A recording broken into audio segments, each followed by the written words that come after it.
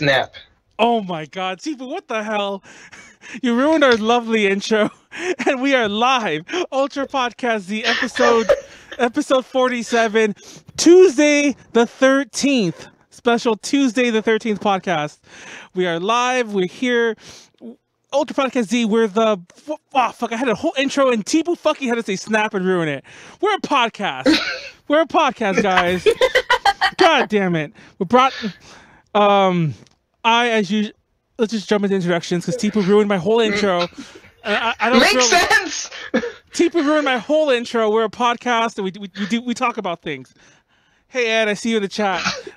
Thank you so much for joining us tonight. As usual, I am Manuel, the leader of AJ Connections and the always host of this podcast.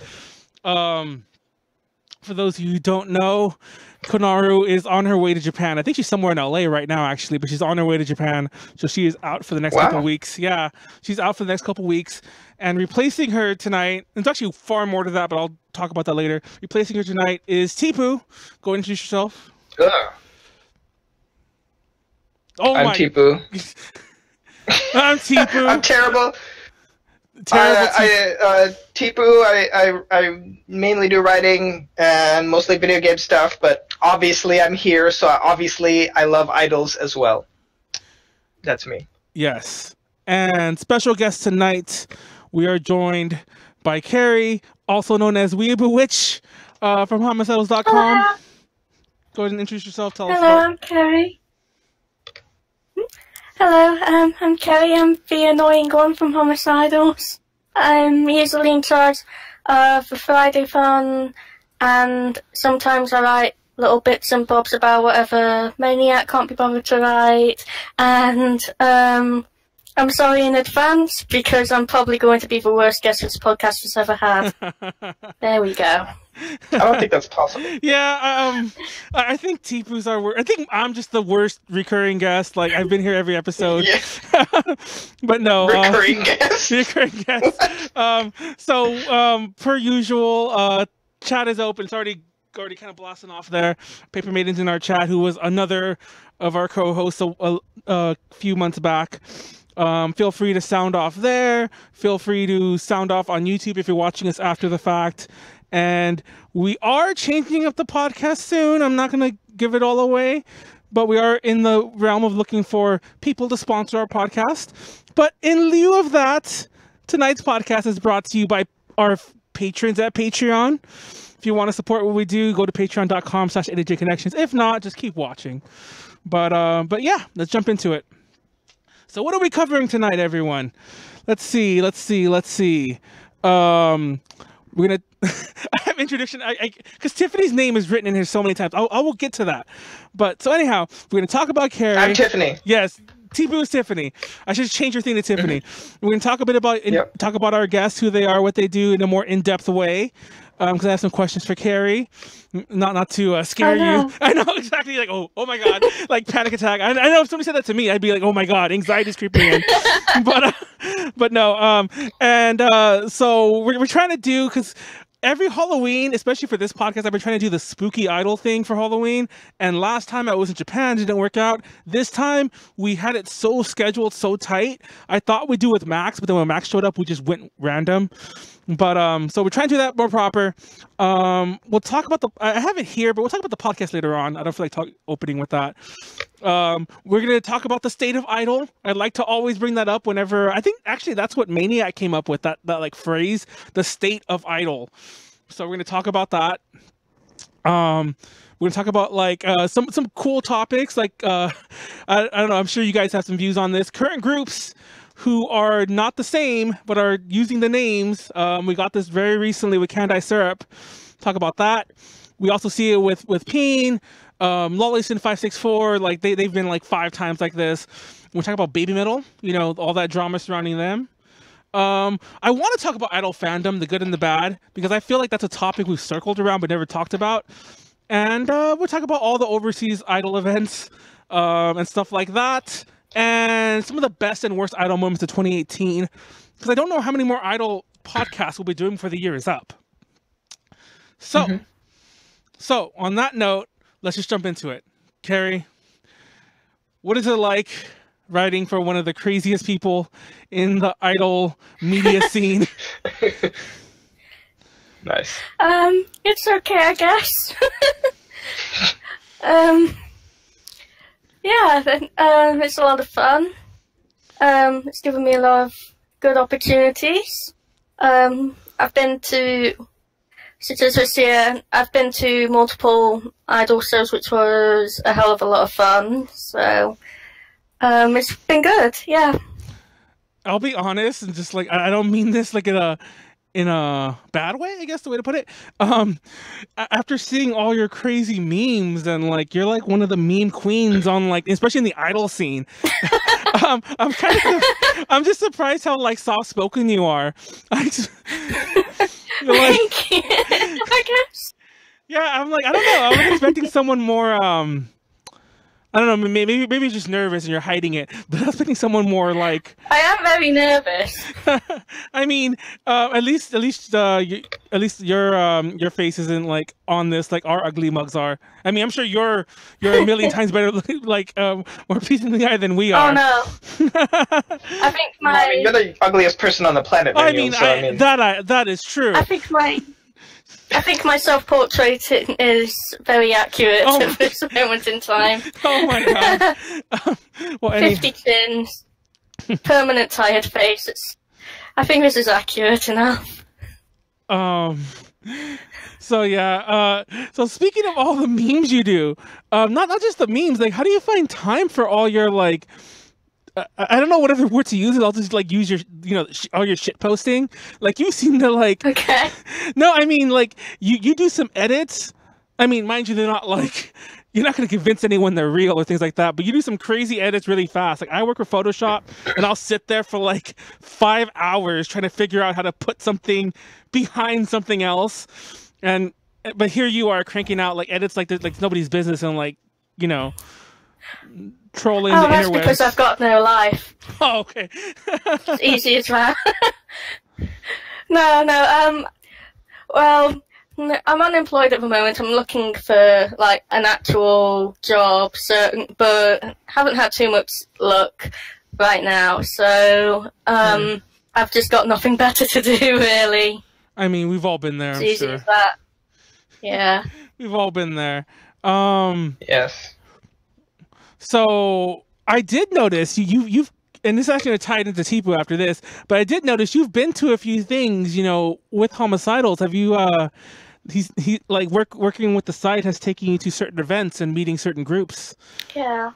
Who have you got a chance to like cover I don't know if you've done any interviews yourself, but who have you gotten a chance to work with? Oh, I've done a couple of interviews. Oh. I interviewed NECRONOMIDOL twice. I interviewed Mason Book Girl, Saki from Doubleland, Kai from Zekio. I think that's about it in regards to people I've interviewed. I tried to interview Deadlift Lolita when they were at Hyper Japan, but that didn't work out well, so I just did a show report for that one. Nice. That's so funny because that's like the story of us when we try to interview Deadlift Lolita. We interviewed Lady Beard. They're very in demand. No, exactly. Like everybody loves the beard. Yeah, it's true. Do I want to tell that story? I think I told it before, but I'll tell it anyway. I can't. My memory of Ladybeard is always when we did the interview with him. We met up in the break in the green room, and he didn't even know who we were. We're just sitting there. We're kind of trailing him, but we're really early, and they were gonna eat. So he comes in with his man. This is before Deadlift Lolita, by the way. It hadn't got announced yet. I think it was announced like a week or two later. So he walks in with his manager and so on. They come in and he starts talking to me. I forgot what he said. It's like, I guess like, oh, a big guy in the room or something like that. So he started talking to me. And then we're just talking. I'm like, oh yeah. He's like, oh, so what are you doing? And I'm like, oh, we're going to interview you later. And it's like, oh, that's so weird. He's like, well, we're going to eat. So we eat. So he eats. We actually can't eat that food, damn it. But anyway, he eats, and then we leave, and he has to go to the bathroom. So I have to. So he apparently gets like mobbed in the bathroom and things like that. And, you know, yeah, I don't know. What? Yeah, apparently it gets mobbed and things get awkward if it's in a bathroom. I don't know. So he wanted me to like go in. Well, he wanted the girls because I was the only guy there, by the way. It was the people I brought with me were 2 other girls, and then it was his manager. And they were outside, and I went inside to go like make sure no one else came in. And it was so awkward because not because of that. That was whatever. Like, I understand, you know. I mean, that's pretty wild. No, but what gets even more awkward is that at the same convention, they had brought these butlers from a place called Swallowtail Cafe. I don't know if you heard about it. It's a very famous butler cafe in Japan. And like these like 3 or 4 very, very ikemen, like, you know, type butlers were there, and one of them comes into the bathroom while Lady Beard's like in one of the stalls or whatever. And my first thought is, why the hell didn't the girl stop him? Like, clearly he walked right past them, and they didn't say anything. So I had to very awkwardly, I don't think he spoke any English. I had to very awkwardly tell him like, oh, you have to use another bathroom. You have to use another bathroom, not this one. And he just looked very confused, very upset, and just kind of turned away and very sheepishly walked away. And jeez. Oh god. Yeah, and I'm like, I hope to God I never have to like interview him sometime in the future. And no, this memory comes back because I didn't go to the event because I was too busy. But this past weekend there was an event in Anaheim, a local event, and Swallowtail butlers were there, and that guy was one of the butlers. And I'm like, he must be big. I hope I guess we're never covering Swallowtail because I can't embarrass myself. But, good job. Oh, so someone does know Swallowtail. Paper Maiden does know Swallowtail. But anyway, Teepu, you're back. Why were you in Mexico? I am. Where were you, first of all? I don't know if you already said. Where were you? Well, you just said, so everybody knows I was in Mexico. Yeah. Mexico City specifically. And I was there to go watch Morning Musume's first concert in Mexico. And are we allowed to say anything more than that? You don't be saying that, obviously. Yeah, you know. I don't know if we're allowed, but I think it's fine. I think it's fine. We did another interview. I think it was to be expected. Yes. And I actually hinted, and by hint I mean I just said it outright on Instagram already. So don't feel too bad. But yeah, I hinted at it on Twitter also. So I mean it's pretty there. Oh, hey, Ann, I see you right out there. It's funny because I saw. Sorry, we're going to the chat. I saw Ant last week, and I said like, "Oh, I haven't seen you in a while," which was true last week. But my first thought seeing him again right now was about to say the same exact thing. But nice. But anyway, so there goes introductions. Now we're gonna jump into our big topics, but I wanted to explain to everyone. Thanks everyone for watching. This podcast almost didn't happen. Konaru left to Japan, and Tiffany was supposed to take over for the 2 weeks, and Tiffany got bronchitis and can't speak right now. Like literally, I guess she lost her voice and she's coughing everywhere. And jeez. After about, I'm sure Teepu is probably going to get smallpox halfway through this and have to be swapped out. Oh shoot! Sounds like fun. Yeah, that sounds pretty legit. Let's make that happen. Hashtag. You're down for some smallpox? Yeah, why not? Hashtag everyone gets smallpox on Ultra Podcast Z. That's a really long hashtag, but let's make that happen. Let's make that happen tonight. Everyone gets smallpox, or just hashtag everyone gets smallpox. There you go. Or just Manuel. Oh, just hashtag Manuel is smallpox. Anyway, is smallpox. Mm-hmm. No, so in finding until about noon, I was considering just telling Kerrie like I don't think we could do it because it'll be just you and me, and it can be just you and me, but the only time I've ever really done a solo podcast is with Heidi or someone like that, and I'm like, I don't know. It's like I just didn't feel right, and thank God Teepu jumped in because we had a lot of maybes, but nobody was really concrete. We almost had a crazy clown podcast with Max because I do the clown thing every week, but she was into a clown thing, and that would have been awesome. But anyway, we got Teepu, nice. Who has a very crooked room. So there you go. Crooked window? I don't know what's going on. Ada J plays smallpox. That sounds wrong. That sounds wrong. It's like Ada J plays smallpox. Have you guys ever? You guys know what's that game called? It came out a couple months ago. Plague Inc? Yeah, there you go. Was Plague it Plague Inc. Inc. Or was it something else? No, it's Plague Inc. That's what I'm thinking about. It's Plague Inc. And you can like make your own plague, and you like help it evolve. Yeah. And the whole goal of the game is to like kill the planet, or no, I'm sorry, to infect the planet. Because I think some of them aren't deadly. Lord. But yeah, that sounds like we're doing that A to J play smallpox, like A to J. That sounds like what we're doing. That's like our version of Plague Inc. But so yeah. So let's jump into our topics, like after that really, really long intro. The state of... That was the intro? Well, that was the intro to the topics. This podcast has great flow, doesn't it? Pacing? Pacing is key, Teepu. Pacing is key. I know what I'm doing here. I am a professional. I am a professional podcast host. But no, in all seriousness, the state of idol. Have you seen our podcast before, Kerrie? Because especially with Maniac, especially I try to tune in whenever there is a homicidal guest on there. You know, so my support. So I've seen a couple. So you might. I'm just gonna call it out. I'm just gonna just say it straight, like just fire from the hip right off the bat. So you might have seen some of the feedback we've gotten, especially against me and some of my views. Oh no. Oh, you have it! Oh my God! Oh boy! I feel like I bamboozled you, and you're gonna be like, "Oh man!" You're like, anyway, no, it's not that bad. It's not that bad. But I have been, I have pissed off a few people in the past. A few people. No, which is an understatement. Which is why I want to talk about. We all piss off people from time to time. It's okay. Yeah, I mean, it's funny. I say this all the time. Actually, I don't know if I said it on the podcast, but I'll say it on the podcast now if I haven't before. When we first started the podcast, like not this one, but when we first started the older one, A to J Talks. I used to tell everyone in A to J, it's like, I'll be so happy if everyone hates us. Like, that'll be so awesome. That's like good publicity right there. Everyone hates us. And then, jeez. Yeah, flash forward about a year, almost 2 years later, actually, when we're doing this. Everybody hates us. Yeah, we're doing this podcast and everyone hates us. And we're getting like 20 some odd dislikes versus like 5 likes on our YouTube thing. And we're getting these like paragraph long comments.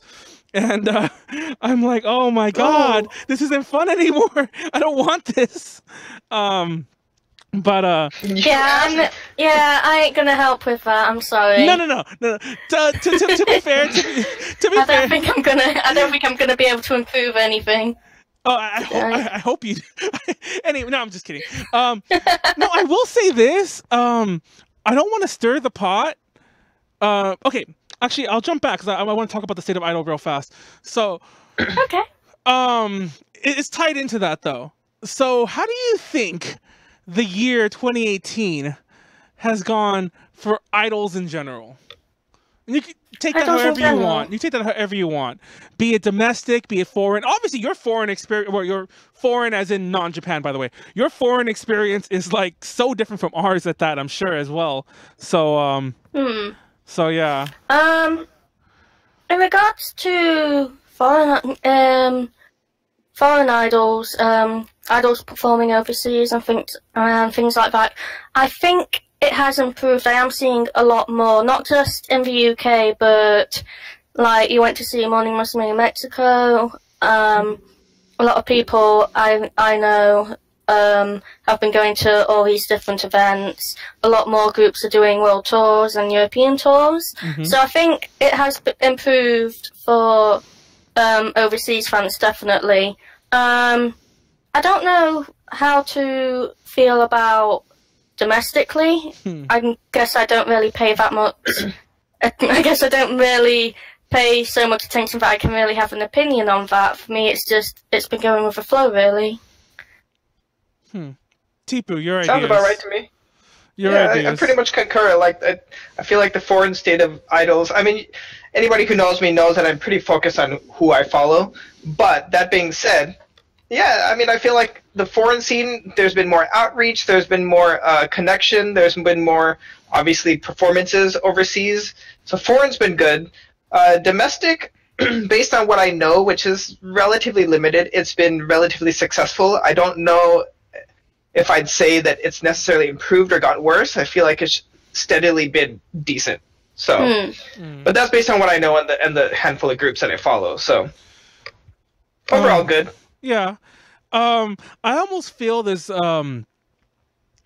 By the way, I agree with both of you, so I'm not gonna like try to tread over that again. But I also feel that there's a bit of and I hate saying this because this is one of my. This actually is not one of my. This is my biggest pet peeve of anything like in my life. Like, and it's kind of weird, like of idols, but it really is. I almost feel it's a bit of almost a minor resurgence, at least in the U.S. I don't know if this is the same in Europe, by the way, Kerrie, but in the U.S. especially, there seems to be a resurgence with J-pop or idols even, but all J-pop for the record, because of the rise of like K-pop again. You know, this huge K-pop boom, and that stems from the fact that to the everyday person, the non-fan, I don't know how else to put that, like the casual fan, that's a better way to put it, because if they're a non-fan, they wouldn't care at all. But to the casual fan, you'd be surprised how many people confuse like the K and the J and that goes before the pop. Like, even talking about Dead Little Lita, I got interviewed. I won't say their name. I'll have a link. Actually, I can't link it now because I'm going to talk about them in a way I don't want to. So I did an interview for this magazine, and they're a subsidiary of a very, very well-known magazine. Very, like, if I said the name, you'd be like, "Oh my God, really?" So anyway, I did an interview for them, and it was mainly about alt idols and specifically about Dead Little Lita. And there were questions on there about K-pop, and I'm like, why? Thank you. And I wanted to, because obviously the person, well, first of all, the person came to me because they don't know anything, which is why they interviewed me. So they came to us like, oh, we're gonna interview you, and you can explain this to our readers. And then but I kept wanting. I answered them because they were questions, but at the same time, I even put in notes. I'm like, I don't think this question is really like pertinent to everything else. It's like, I don't know, and yeah, it was. And for the record, that interview is the gift that keeps on giving, because every so often I'll read an article. No, I'll read an article from the same writer, or not even the same writer. I'm sorry, the same magazine, and they'll quote me, and I'm like, it's cool. I'm kind of flattered, but I didn't know that was the case. I did not know I was going to be quoted forever. Like, you know, whenever idols are mentioned. Like, it almost feels like I'm working for them, but I'm not, because I'm pretty sure that's what they probably think. Like, I mean, they being the readers, because like, who's this guy that keeps getting quoted in every like idol thing?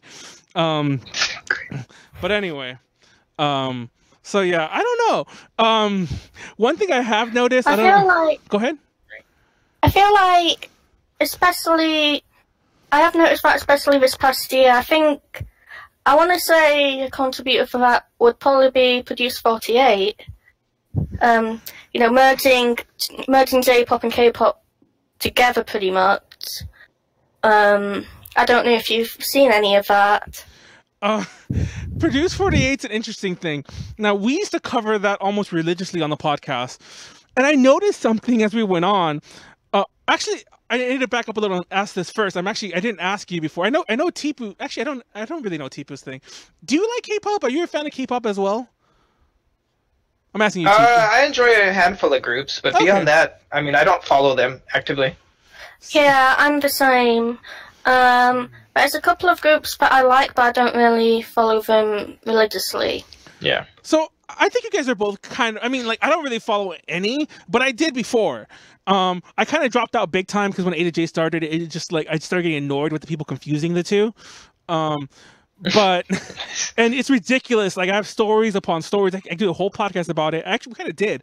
But anyway, so I kind of stopped too. But I feel that it's very hard these days to find somebody who is just a fan of J-pop, well, all titles is a bit different, because I feel if you're talking about something, a niche within a niche, you kind of are already like diving in with, I don't want to say blinders, actually the wrong way, but you're already diving in very focused of what you like and what you want to get out of it.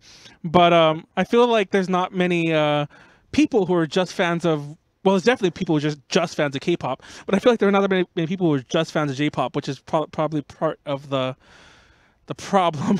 If it is a problem, I don't know if it is a problem. But about Produce 48, that was a long way for me to get to that. I went into it thinking that it was this huge bridge, gonna bridge idols in Japan and idols in Korea. It was gonna be this big thing where like they come together. But then I noticed very, very, very early on that the vast majority of the fans were K-pop fans. And the fans who were not K-pop fans weren't necessarily just idol fans. They were the fans who were fans of both. I have a lot of friends who are into just idols. I have a lot of friends who are into just AKB48 for the record. So they know Sakura. They know they know Honda Hitomi, and I can't remember who the other one who won was. Would Honda Hitomi win? Yeah, she did. Sorry. I can't remember who the third one is off the top of my head. Nako? Anyways, so the three of them, anyways, I have people who are huge fans of this, especially Sakura, but yet they weren't tuning in. And at the end of the day, I still feel that iZone, I refuse to call them IZ*ONE, by the way, iZone, that I feel at the end of the day, they're just a K-pop group that happens to have 3 Japanese members. I don't know. I didn't mean to. I didn't mean for the conversation to go here, but yeah, go ahead. I did see that being a very big complaint when the final lineup got announced that there was only 3 Japanese members in it, so that was supposed to sort of like help tie in the Japanese Idol and Korean Idol fans together a little bit, and it ultimately ended up being just a K-pop group with 3 token Japanese members.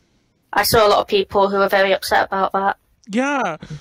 It kind of went in like when they first announced it, it's like, oh, the voting's only in Korea, South Korea, and there's no threshold on the members. Like everyone thought it was going to be 6 and 6, like, you know, the top 6 Korean, the top 6 Japanese.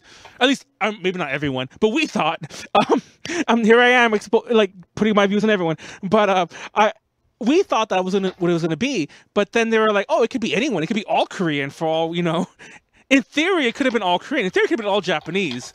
But yeah, I don't know. But like I was going to say earlier, I mean, we could jump back onto the K-pop thing later on, but like I was going to say earlier, one thing I have noticed talking about the state of Idol is that there were a lot of, when we started up A to J, like, I don't think there was that many, like, contemporaries that started up with us, but I remember, like, year 2, year 3, like, 2015, 2016, there were a lot of other outlets. And by the way, Homicidols was one of them, for the record, to put it out there. There were a lot of other outlets who were starting up around the same time. And very few of them still exist, or if they exist, they might just be like, you know, they're not very consistent anymore. And this crosses the board with like ones that were attempting to be mainstream, ones that were just covering AKB48, ones that were just covering Chica or All Titles, etc. And I don't know, I feel like that's interesting to note as well. It's something weird that I don't know if you guys have noticed, but I've definitely noticed, because I'm like, oh, what about all my friends who were kind of like doing the same thing around me? And a lot of them aren't. And I'm like, oh, crap. That's funny how that went. Yeah, I think the issue with that is a lot of people want to sort of like, they want to get their favourite groups' names out and things like that. But when we make things like websites, fan sites, at the end of the day, it is a very huge commitment, so a lot of those do die out after a little while just because people don't have the time to do that. I think one of the reasons Homicidols has managed to keep a steady run is that gradually, originally it was just Maniac, but gradually we've had more and more people coming on to help out. It's evened out the workload a little bit, so last month we had to go a week without Maniac not doing anything. He went on holiday for a little while, and I think we managed to keep a steady flow of things. I kept screwing up, but everyone else did great. No, Nice. it's funny you say that because I'm sure. Thank you, everybody. I'm sure Teepu would agree with me that everyone seems, and it's funny because I get a lot of the shit. And don't get me wrong, I say some stupid shit and I do some stupid shit. I'm not gonna deny that. But I get a lot of flack for A to J in general, and it's actually kind of amusing because I actually, besides the podcast, I don't do that much these days with an A to J. I feel a lot of it's, for example, Teepu, the Morning Musume thing. Well, we tried. Well, actually, I won't go into details, but I will say this: the Morning Musume thing is pretty much all Teepu. I was very, very, very peripherally involved with that at all. I don't think if it's not about the podcast, I don't think any post, period, any post within the past 3 or 4 weeks on any of your social media has been made by me. And that includes the writing of said posts. So it's funny when you think about that. The reason I bring that up is because I think that is very true. Because but then again, even from day one, I don't think Maniac really was, but from day one, I was hunting for other people. But because I knew damn well if it was just me, it would have. It wouldn't even have lasted anywhere near some of these other outlets. I would have been like, oh, fuck it. Like, I wasted my money on the domain. Anyone want to buy A2JConnections.com with dashes that nobody needs? Nice. Yeah. But anyway, it's funny because you guys are talking about K-pop a little, and I saw Crayon Pop and Orange Caramel. Which is this is a really random question. I probably shouldn't have asked it in the pod. I probably should have asked it in the chat. Which is the group that does that one song where like there's 3 girls. That might answer it right there, by the way. It's 3 girls, and they're like wearing like Orange Caramel? Is that Orange Caramel? Like I remember the song where they're wearing like Little Red Riding Hood looking outfits in this like very storybooky set. I don't remember the name of that song, but anyways, it's been in my head. I don't know I didn't know what the hell it was called. Anyway. So it probably is it Orange Caramel? Because I was about to say, like, I don't know how people. Yeah, I don't know how people are in Crayon Pop, but right there, if it's 3 members, that might give it away. But anyway, sorry, I'm reading some of the stuff about being on a team is a huge motivator. I think that's true too. Like, I don't know. Oh, it definitely is for me. Because I don't know about you guys, but I kind of get the vibe that Maniac would be a pretty decent, like, how do I say this? Not so much a boss. Well, he's a boss too, but I mean, like, he's a very decent, like, figurehead. I don't know if I'm that. Teepu, I think you might agree that I'm a very, like, absentee boss most of the time. Yeah, we spend 90% of our time instead of doing work, just complaining about how much we hate him. Oh, no. Is usually what we're doing. No, and half the time it's fun, as in like we're just messing around and I'm messing around with them. Half the time people are legit mad at me, and it's like a lot of our we've had about like 4 or 5 like leader chats. Not so much because, you know, we're stupid and we forget about them, but because, like, I feel like... we are stupid. Well, that too. But there gets to be a point where it's like, let's forget all the nonsense that we argued about for months in the other one to start a new one. So, I should go back. I think I actually left one, like, in anger, so I don't think that exists anymore for me. But, so, damn, why am I airing out all of our dirty laundry? Anyway, A to J is a perfect, well-oiled machine that has no problems and everyone loves each other. No, it really isn't. Except for Manuel. Nobody loves Manuel.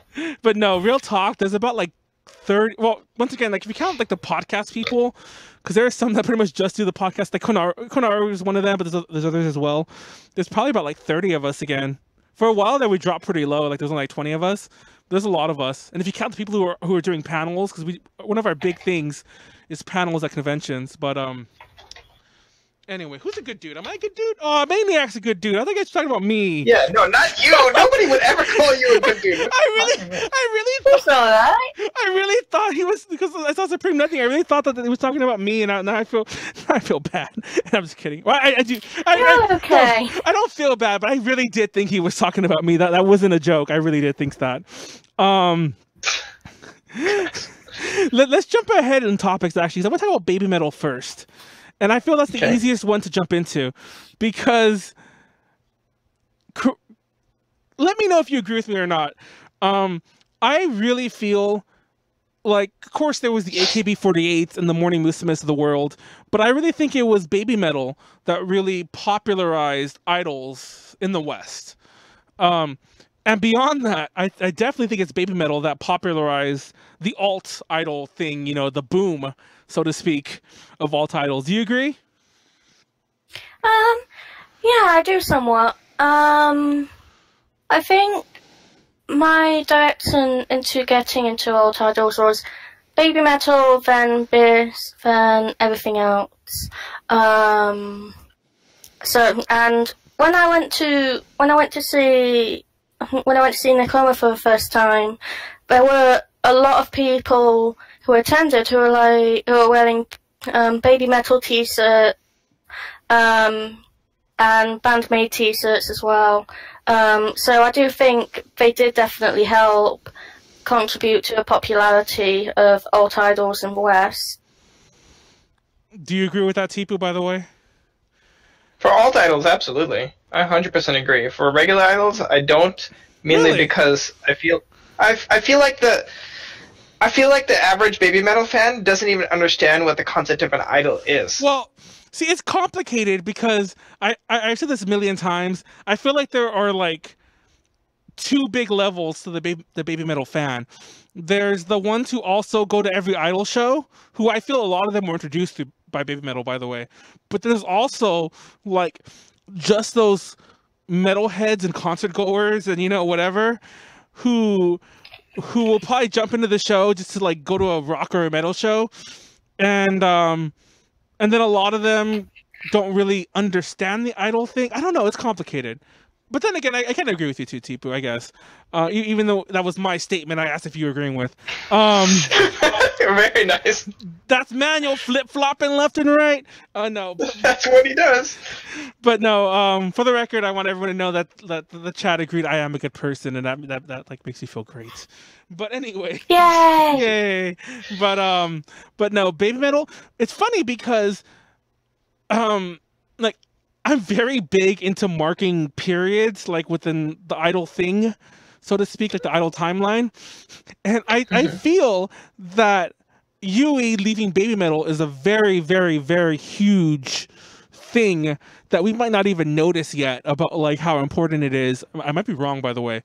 Don't get me wrong, BABYMETAL breaking up will be far more iconic and like not genre, but far more epoch ending or so definitely. on. But I do feel that I do feel that even Yui leaving, like, have you looked at some of the new marketing materials? It's not even Sue and Moa like front and center and like them showing them off. It's more like BABYMETAL, like the name, the image, more so than the members. Yeah, more so than the members anymore.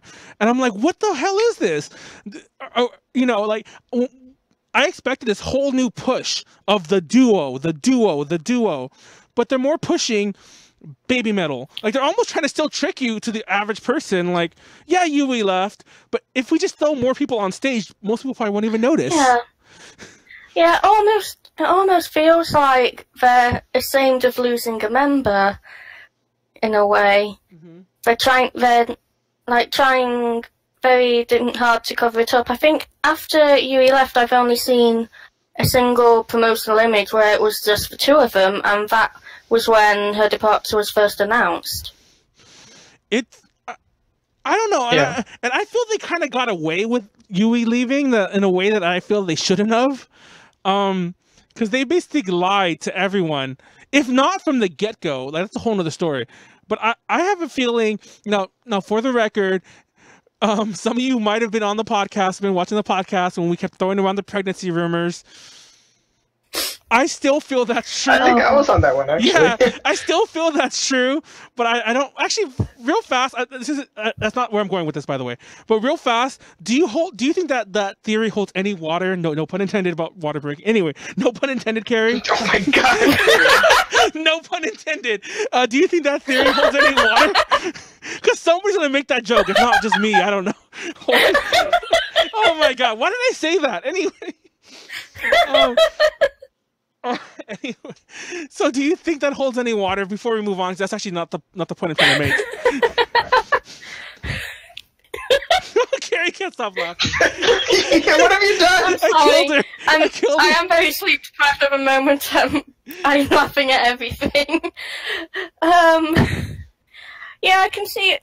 I can definitely see a point. Supreme Nothing pointed out in the chat the live band pulled BABYMETAL out of weird, wacky, viral Japan wackiness and made them okay to metalheads. So I think that's also tying in a little bit. 'Cause on a similar note, around the same time Yui went on her sick leave, they also lost a band member too. I can't remember his name off the top of my head, but he passed away. Yeah. So they did. So that was also. I remember. I think. I mean, both were enormous losses to the fandom, but I noticed a lot of the idol side of the fandom didn't pay much attention to the guitarist passing away, other than, well, that's the same. Well, whereas there was a huge reaction to Yui leaving, it was mostly the casual metalhead fans who reacted to the death. I think I'm going on a tangent here. I'm sorry, but I kind of forgot the point I was to rein you back a minute, just to jump back to what I asked once again, because Ant mentioned in the chat, he's like, get serious here. For the record, I am serious. I honestly think that the pregnancy thing can very well be a real thing, but moving back to everything, pregnant, sick, or whatever, that doesn't matter. What matters is, in my opinion, if it was pregnancy, they definitely knew. If it was sickness, they probably knew. I honestly think they knew this wasn't going to end well. They knew this wasn't going to, this wasn't going to be Yui rejoining. But yet, they basically, kept lying since, May, I think, or whenever. They definitely lied on that tour. They were all like, oh, it's, they didn't say that she was gone. She's gone for story reasons. And then, exactly. Yeah, and then at that shareholder meeting, they were all like, come back in October, as in ask us again then or whatever. We'll have more then. And the more then was basically, oh yeah, she left. And it's like, I think management handled it horribly. There was a huge backlash towards Yui leaving, but I feel like if they had been upfront with everybody from the very beginning, there would have been less of a backlash. I mean, there would still be a lot of people who'd be very upset by the news, but there would be less of a feeling of betrayal if they just said from the very beginning, look, Yui is sick, we don't know if she'll be coming back, but we'll keep you noted. But instead they just kept skirting around the issue, which lost a lot of trust within the fandom, and I think ultimately that's what it didn't help fans with the news that he wasn't going to come back. It was all handled really terribly, in my opinion. It was, but I mean, at the same time, I feel like fans tend to forget that, I mean, BABYMETAL has been a string of trolling to the fans all the time. And I absolutely agree that this was a bit extreme, and it does definitely feel like lying, and it was kind of a cop-out for the fans. But, I mean, it's not like they haven't trolled the fans before, Yeah. It's part of their branding in a way. So I feel like people just tend to forget that, and they're just like, okay, I mean, did you forget about everything else they lied to you about? I mean, come on, guys. But I mean, in the end, yes, I agree with you guys when it really boils down to it. I don't know. I really wonder, and obviously we'll know soon, because I don't know if I haven't followed them that closely to know what else they've been announcing outside of Japan, or to be more accurate, I don't know what they're announcing post Yui leaving officially. I'm just curious how to see it all goes. For the record, that graphic novel that they were doing, that we got a press release for months and months ago, it's barely coming out, or it just came out. I think it just came out it came out like a month ago. I think if it wasn't this week, Oh, recent. Was it a month ago? No, it might. It was recently. No, it was very recently. Yeah, it might have been more recently than that because we get review shit, and I remember seeing an email for it not ages, but a month ago. For the record, I very stupidly didn't follow up because October was really busy for me, so we didn't review it. But yeah, great. It released recently, however recent that was, but yet it tells the mythos involving Yui still, and it's just like it's so doubly awkward, and I'm like, I don't know. It was bad timing for it to come out, really. Really? I mean, I suppose it couldn't be helped, but at the same time, it was quite bad timing. Yeah, but it also makes you wonder how much of it is lying then, if that's the case. I mean, that the reason I mentioned that we got the press release months back, I think it was before even the tour when we got it, like in March. I remember specifically that it was in the lead up to AX that we were given the second press release. So, and I think the first one had an embargo that was way before anyone else was like reporting it because, that's the way press works. So like we knew about it like way in advance. Then about a month or so later, it was told everyone else. And then another press release came out that had like, all the details. And I wrote on that one because the first one was so vague. I was like, what the fuck do I say? You got no pictures here. But my point is that might have just been really bad that it was way in advance. And that honestly, I don't even know why it took so long to come out. I think it's a very American thing, or Western, I should say, to be more accurate. I'm not really sure who worked on it. But in Japan, I feel like if they announced that, it would have been out the next month. I don't know why it took so long from like announcement to it actually dropping. I don't know. That was so weird, in my opinion. Unless it's another elaborate troll. Huh? They could have been trying to build up hype, I guess. I don't know, like the hype of Yui not being there. Where's Yui? Where's Yui Metal? Yeah, that kind of overshadowed it a little bit, didn't it? Yeah, just a bit. Yeah, just a little bit. Everyone go back to our old podcast where we talked about that and give it more thumbs down because that's a lot. The one we had one where Max, we had one where Max, where she's like, she's pregnant, and she kept cutting me off, and and I was trying to. Mind you, I agreed, but I was trying to say more in a more reasonable way. But she just kept screaming, she's pregnant, and it's like, yeah, it's like 22 downvotes. But anyway, I think I was one of those downvotes. Yeah, you probably were. And it's so funny. Like I'm not naming names here, but I went to the A to J chat. And I'm like, hey, can some of you like add some upvotes to this because it's really bad? And I swear to you, some of you downvoted it. It probably was you because I'm like, I'm not lying. Like, how did it get more? And I went back to look and it had more and it had no upvotes. I'm like, oh, you guys are trolling me. She's pregnant and the fox god is the father. Exactly. Dun, dun, dun. Like it's always my headcanon, not just with BABYMETAL, but it's always my headcanon with any idol who has a baby. It's always my headcanon that their baby will join the group they were in. Yes. In about like 13 to 15 years, she'll be in BABYMETAL generation whatever, if they're still around, which I don't think they really will be, like at least not that far in advance. I mean that far in the future. Sorry. Taking baby. They could just add it to the group straight away and take BABYMETAL a little bit literally. Exactly. There you go. It's an action. Yeah, nice. To get the baby, like she's headbanging. Okay, you know what? That could be taken way out of context. I'm not even gonna go down that road anymore. I think you already have gone far enough. Have you guys ever? I hate to keep bringing it back to like viral YouTube video games. Have you guys played Mother Simulator? It just reminds me of that. Oh yeah. Oh god, that game's terrible. I mean, it's hilarious. It's terrifying. Yes, and the baby's just like screaming and like peeing and crying, and you have to pee yourself, and like you throw their diapers and like pee's going everywhere, and like you drop things in the That's how it actually is though. It's like, oh my god. And like the whole game is terrible. It's like I don't know, it makes you into a horrible parent because there's no way you can really play it like properly. And it's just like, I'm going to jail. I'm going to jail if somebody watches my playthrough. I'm going to jail.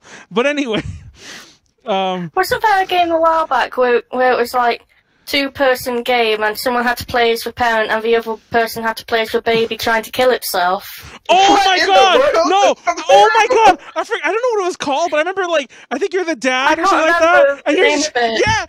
Oh my god! I hated that game. Oh, I played that with a friend of mine, and it's just like the whole time. Oh, that's the point of the game. It's like, oh, let's see what trouble baby can get into. Oh, there's liquid under the sink, and you're like your baby's turning purple and dying, and you're like running after your baby trying to save it, and it's like, oh my god! It's like, stop trying to kill yourself. This is terrible. We're all going to hell. We're all going to jail now. It's fine. Everyone lock up A to J. We're all we do Bye, everybody. yeah, we do Yeah. we do horrible nice. things to CG babies in video games. But anyway, oh my god, that's terrible. Jumping back, sorry. Baby metal. Jumping back to baby metal and coming back around. It sort of ties in, kind of doesn't, but it sort of ties in because I feel like this is gonna happen any day now. Now, like not so much, I guess. Hey, the jail. Not so, oh my, A to jail.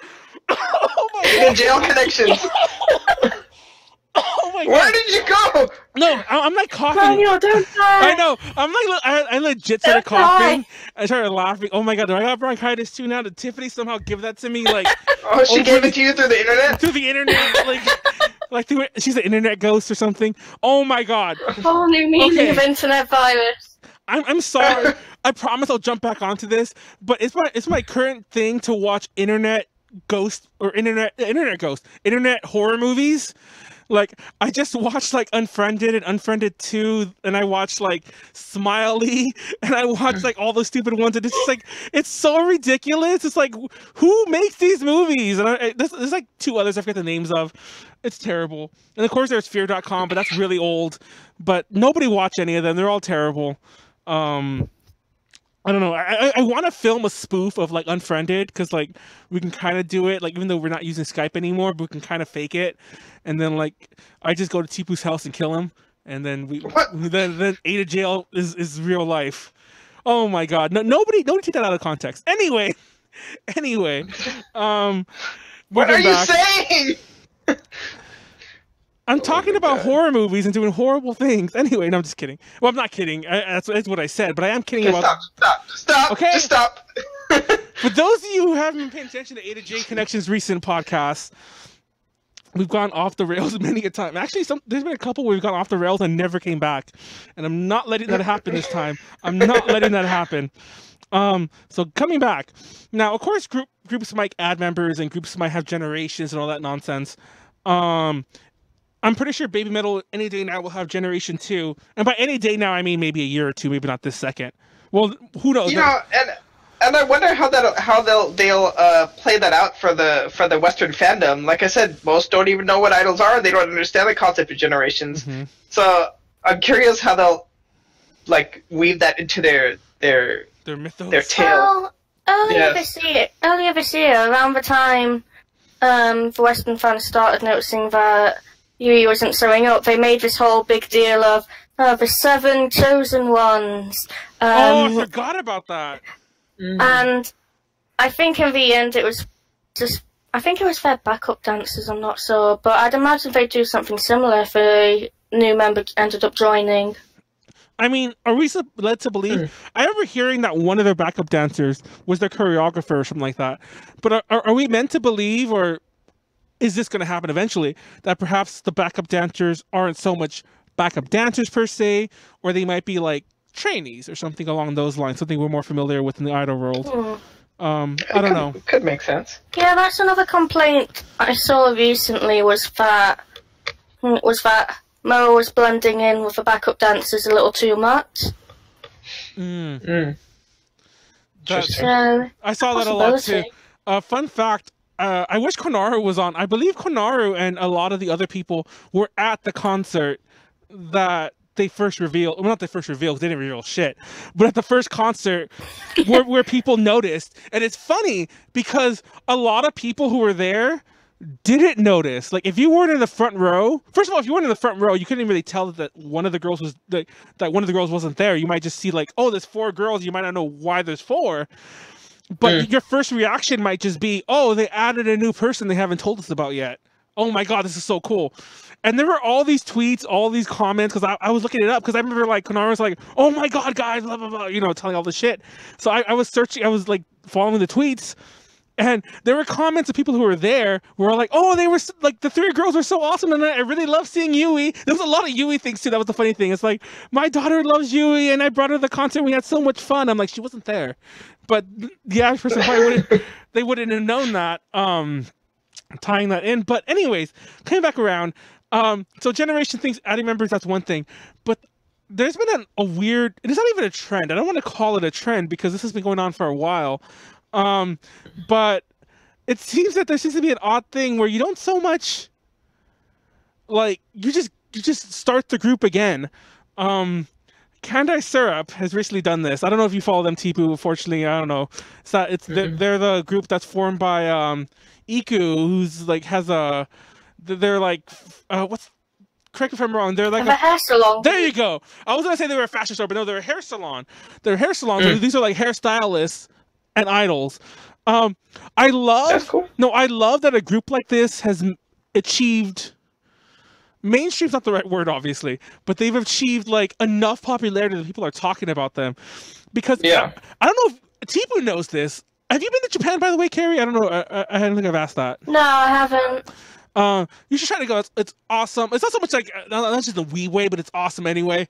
I go to mainly party, not even to like see idols. I go to party in Shinjuku and Kabukicho, but that's a whole nother story. But you can drink on the street and nobody cares. Well, they care, but nobody stops you. Anyway, this is true, actually. Yeah, it really is. I'm sure they care though. For the record, you're judged hard, but nobody actually does anything. But anyway, so there are idol groups for everything. Like I don't think anyone really notices it until you go there. Like most cities, like in prefectures of course, but most like cities or like I don't know what you call it, like past like the city level, they'll have their idol group, like their official one that might perform at their like city functions.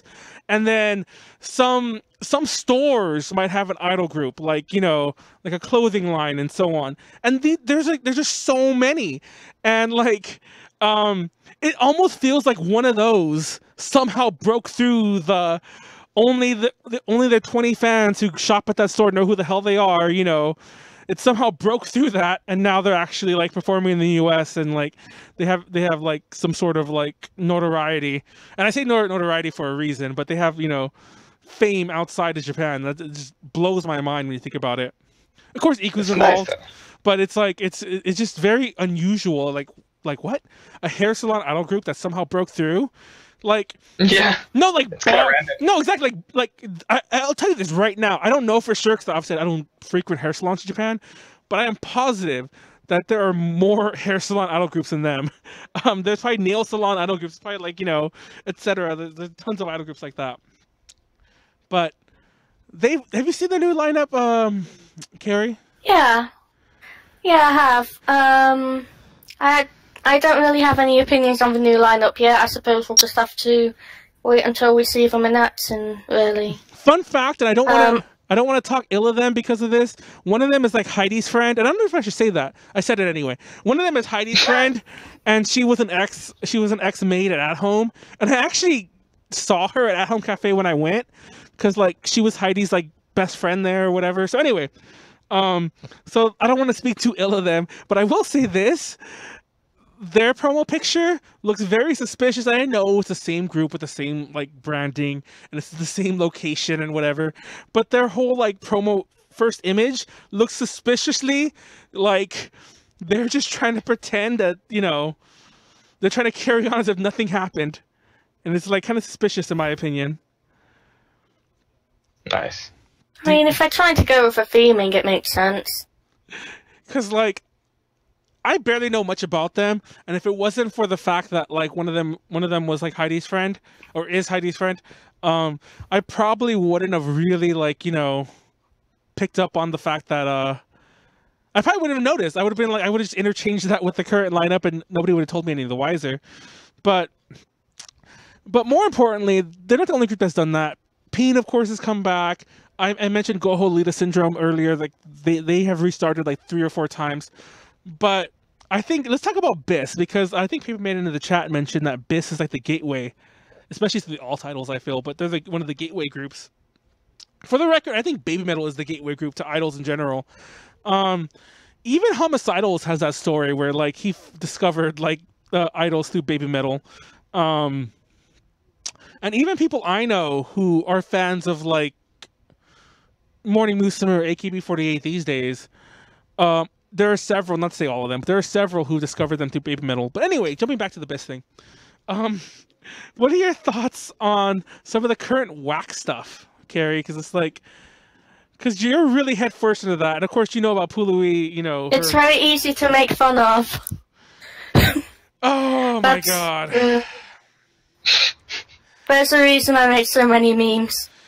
Like, I don't know. There's things I like about whack, but at the same time, I feel like I don't like whack anymore. I don't know. Like maybe and for the record, for those yeah, for some of my haters out there, very divisive, I find. Whack is a company that does like to piss off its fan base quite a lot. They're very dedicated to making the fans angry, I find. In regards to current whack, I'm not a big fan of how BIS has basically split into 2 and are now competing now. I'm not a very big fan of that. I want them to stop doing that eventually. I feel like with that, Watanabe's going to get bored of that eventually, but it's just a case of what's going to cause it to stop, what's going to make him get bored of it. Now, before we jump back into that, get into that follow-up, Paper Maiden said something in the chat right now, which I promise you I'm going to steal. I mean, I'll say that, you know, somebody else said it, but I'm going to steal that quote. BIS is like getting your own drug dealer, as opposed to accidentally being there when people have a joint. The joint being BABYMETAL, of course. And that's perfect. That's the gateway drug. That's the way that you talk about it. Anyway, sorry. But yeah, if you want to know about, like, if you want to talk about management trolling fans, Teepu, you look no further than whack. That is... Oh, really? Yeah, they're the definition. Now, I hate it because they play it up big time. Now, all people do this. You could look a very good recent mainstream example to look at. I know I don't want to bring this up again because it's not really related, but it's to the whole BTS thing right now. Now, for those who don't know BTS, I'm pretty sure most of you know because it's actually made mainstream news, like at least here in the US, like, you know, like CNN and so on are covering it. But it was recently discovered that, like, oh, in the past, like, one of the members had a shirt that had an atomic bomb logo thing on it, and then one of the members had like a death head thing, all this Nazi imagery, and so on. But the management responded by just blaming themselves and like, don't blame them, blame us. Now, that has been a big thing in idols in general. Like, that's the way a lot of idol groups like sell themselves, and like whack excels at it. Like, you're meant to like cheer on these girls. Most of them you probably don't even know yet because you kind of follow them from the very beginning. You cheer on these girls.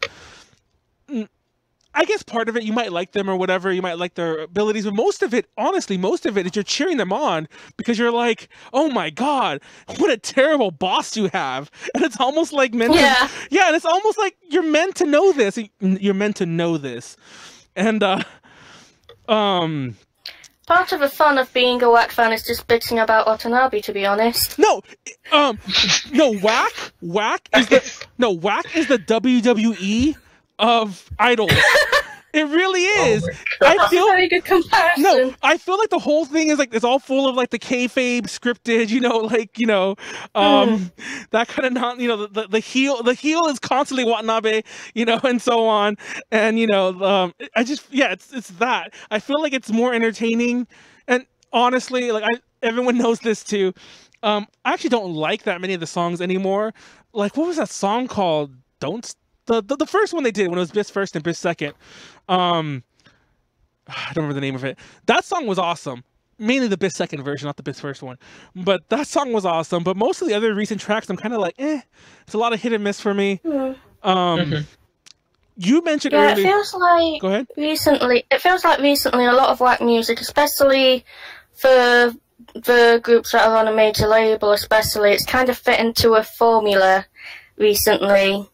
BIS especially I've noticed have gotten a lot of flack for this because it feels like a lot of their more recent songs have just been trying to copy orchestra. So I think it's a case of Wax found what they find works, so we're just kind of sticking to it, I guess. I don't know. Like, a little quiet. Sorry, I see Supreme Nothing mentioned that Maniac uses the wrestling analogy. Yeah. I'm not gonna. I mean, I don't read a lot of. Now's a good time to bring this up because I was gonna bring this up earlier. I meant to bring it up way earlier about homicidals, but about when I was talking about the outlet thing, and I forgot. But let me finish my thing about that. I do think it's very apt. I didn't know Maniac used it, but I'm going to tie this into it. I lost my train of thought, but I'm going to jump into the thing I was going to say. I used to always think that Maniac and homicidals, and I don't know if we have any non-homicidals fans in the chat that might jump in a negative way here, but I used to always think that homicidals was like the alt-idol site to go to, and it was GG. I still think that. No, There's exactly. a few more now. Well, I mean, not so much. Not to say that there's no competitors, but I always felt like it was the top tier, the cream of the crop, that everyone loved them. And it wasn't until recently that I realized that there's been a lot of I won't say hate. He's a strong word, but I'm sure you guys aren't oblivious to the fact, and I remember because of the wrestling thing, and I meant to bring it up earlier. I'm sure you guys aren't oblivious to the fact that that Maniac got a lot of flack about what do you call it? That like tournament he does, the corner. What's the tournament? I don't know. Queen of the Scene? There you go, Queen of the Scene. That's the one. I think it was Gary from Idol as Shit. Who funny enough, and we've crossed words ourselves. But that's a whole different topic. It's sad because I'm still friends with everyone else on the Idol podcast, except like I guess he doesn't really want to like have anything to do with me. But that's a whole. There's a reason. I'll just say this: there's a reason that none of them have guested anymore, because Terry has been on the podcast in the past, the old one. But yeah, Gary had a lot to say about that. He called it like torture porn fan fiction and was very critical of Maniac. And if any, like, I thought it was gonna end there, but then he kept tweeting about like, oh, Maniac doesn't even like what he's talking about, and he doesn't even like, he doesn't know what he's saying, and all this other nonsense. And I'm like, oh my god! And I don't want to make this a pro homicidals podcast, but I felt like everything I knew about the alt-idol fandom, and this is actually a good segue because I'm talking about the good and bad of the fandom. There you go. I brought this. I reined this back in. I reined it back in. But no. I felt that I kind of had a grasp on what the alt-idol fandom was, and then I realized that there was like factions within this niche of a niche, and I'm like, oh my god! I was just so surprised. Oh, yeah. Yeah, I feel like, especially as the idol fandom has gotten bigger, and it's a natural thing to happen for any fandom really, is that people do split off into their own little subgroups. Sometimes they'll fight with each other.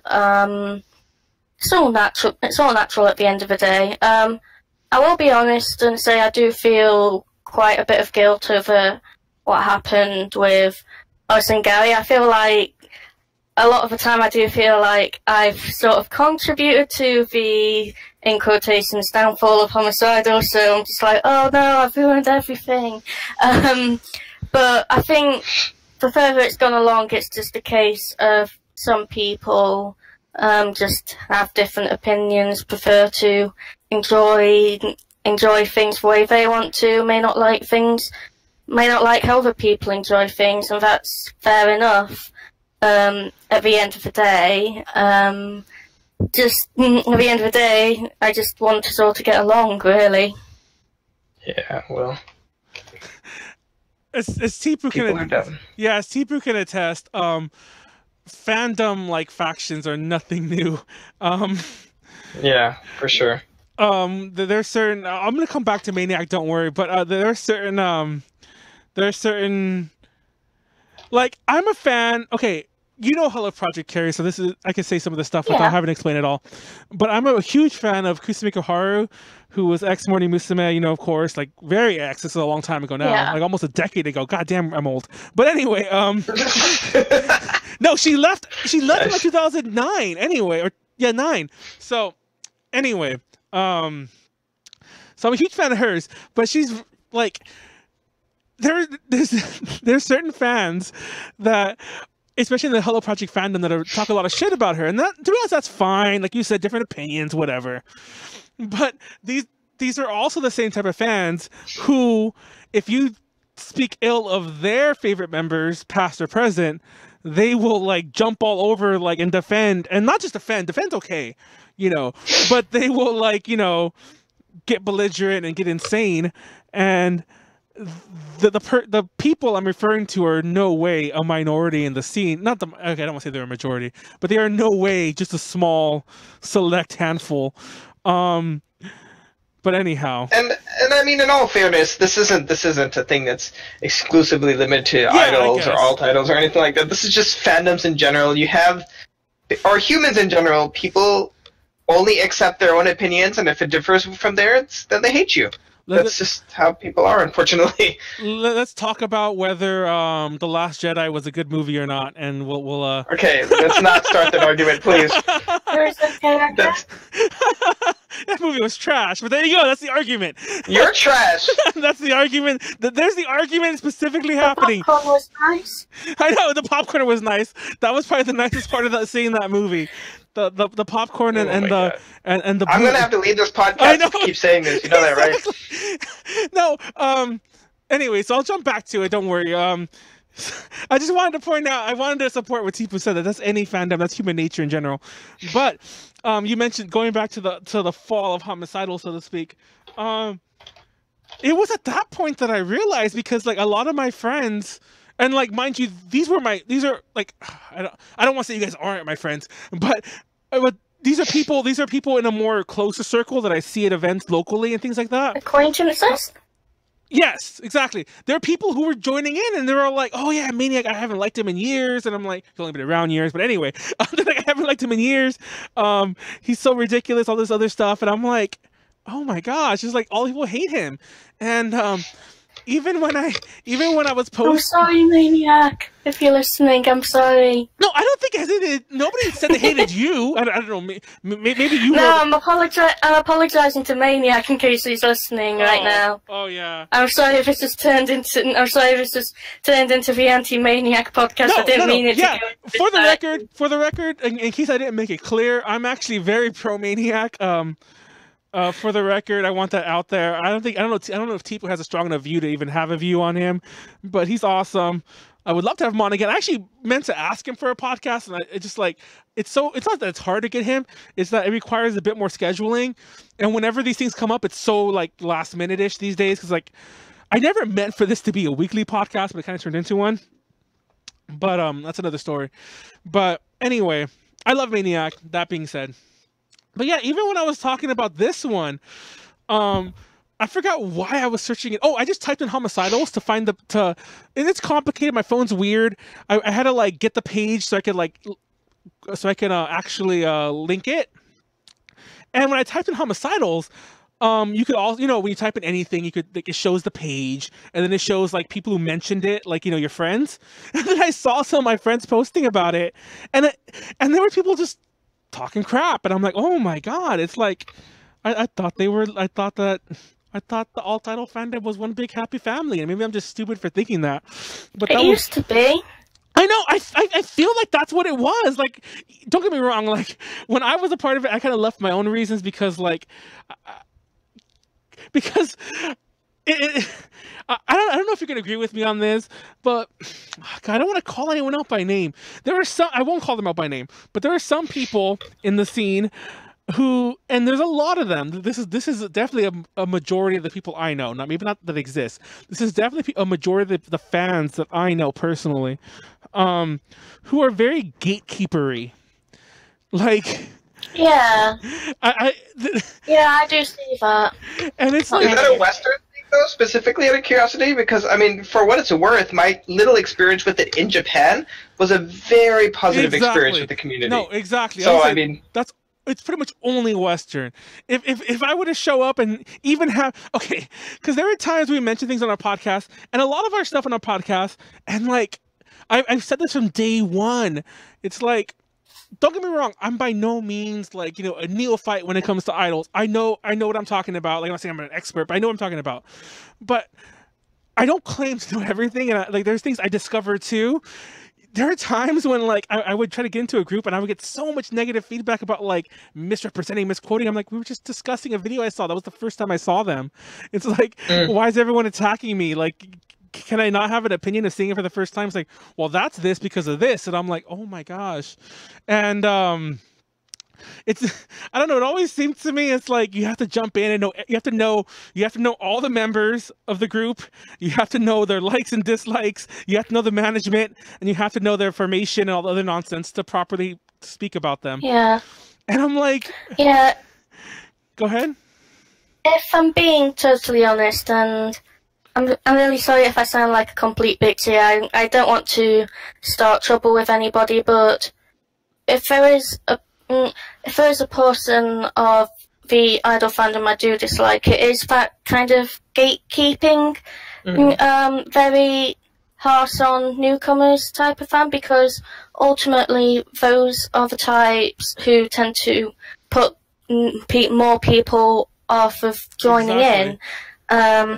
I mean, I go by the mindset of, for more people who get into it, the more opportunities we'll see overseas, easier access, things like that. So it is really disappointing, I find, when you do get these kind of gatekeeping fans making other fans uncomfortable because they might not know everything about it, or they want to learn new things about the group but don't know where to start. I'm just not a big fan of that attitude, really. Teepu gatekeeps all the time, though. No, I'm just kidding. I do not. No, I'm just kidding. I hate you so much. No, he doesn't. To be fair, it does occur in like all of the fandoms, like. Yeah. But I will say, and I mean, you could have a different opinion. You could have a different experience. Maybe I just met the wrong people. Maybe I just know the wrong people. Like, I'm not going to deny that. But in my experience, it is very, very, very heavy in the alt idol scene. And now I just wanted to add that in there because that's one of my huge negative points of the fandom. And mind you, I also want to, I kind of melded them together in accident, but I want to point out the gatekeeping thing, those people, and the people who don't like homicidals, those are two different things. And I feel like one of them is obviously opinion-based. But I also feel that that Maniac especially is kind of like lumped into it maybe on accident, because a lot of his stuff seems very entry-level as well. And there's nothing wrong with that. But I don't know. Like, so many of his posts are very like, oh, I saw this new thing today. It's really awesome. It reminds me of this, this, and this. Then he gives it a new genre name and everyone hates it. But yeah, I don't know. I'm like, what's wrong with that kind of reporting, if you want to call it reporting? What's wrong with that? Like, what's wrong with those kind of posts? If you discover something new, that's great. Yeah. I think a really good thing about, you know, having a decent community is that even if you're new to something, people who are more informed can educate people on that. I mean, say with their more recent overseas deal, overseas stuff, I've noticed a lot of new NECRONOMIDOL fans pop up, and they're just like, who's this? What's this? What's going on here? And I love like teaching, sort of like telling people about that kind of thing. And I understand that there are some people who can't really be bothered with dealing with sort of like answering questions and stuff, but at the same time, I don't feel like this would be really dismissive of people who want to learn about it. Throwing some positives out there, because I don't want to just talk about the negatives. I'm rambling a little bit here. Sorry. No, I don't think you were. I mean, like, you were on topic. I tend to ramble a bit. No, you were on topic there. But what was I saying? Bringing on some positive things. I do. There are positives. I don't want to just be like this. I feel like I am too negative sometimes because it's fun. I don't there are some amazing fans in the Alt Idol community. Yeah. Absolutely. Of course, like once again, not to say that it's only in Japan. But if you go to Japan, they're very welcoming there in the fandoms. But even here, there's a lot of them like who will help you buy tickets, like who will help you like know more about groups and so on, who will explain some stuff to you. You say something, Teepu? Well, I was going to say, I mean, I don't even know how much of this is, like, the English-speaking community specifically, because, once again, I mean, I've made this clear multiple times, and I'll make it clear again. My primary focus is Hello Project, so my alt-idol experience is very limited. But when I was in Mexico for the Morning Musume stuff, for example, I met fans of other stuff, too, obviously, and the Mexican fans were some of the most welcoming non-Japanese fans I've ever met in my life. And, like, every single person I met was positive and amazing. I mean, it sounds like an exaggeration, but literally every single person I met. And I talked to a lot of people while I was down there. I think I had a similar kind of experience when Q-Stews went to London last year. That was an amazing experience, just talking with other fans. Everybody was just absolutely lovely. We even had some Japanese fans who came in who were just handing out their spare CDs to people waiting in line, and that was lovely. Yeah. Just everyone was really nice. Yeah, so that makes me wonder how much of it is just like, I mean, I hate to say it this way, but how much of it is just America being dumb? It probably is. But then again, that said, I'm only pointing him out because he's the only one I said by name earlier. That said, Gary is not American. So yeah. I don't know if he's English or not, but he's British for sure. Is that the right way you put that? He's Scottish, I think. Oh yeah, but I mean, like, I told this story to a friend of mine, and there's actually a reason I brought this up this weekend. I was telling this to a friend of mine that I had this other friend who was mentioning, and I don't want to bring up the English-Scottish thing, but he's Scottish as well, and he was telling me a while back. He's like, wait, am I getting that right? Yeah, he's like, I'm British, but I'm not English, but I'm British. Like, and he kept bringing up the difference between like British and English, because like I guess England. Oh yeah, don't tell a Scottish person they're English. They'll be furious. Yes, I remember that was it was a huge thing. It's like, I'm not English.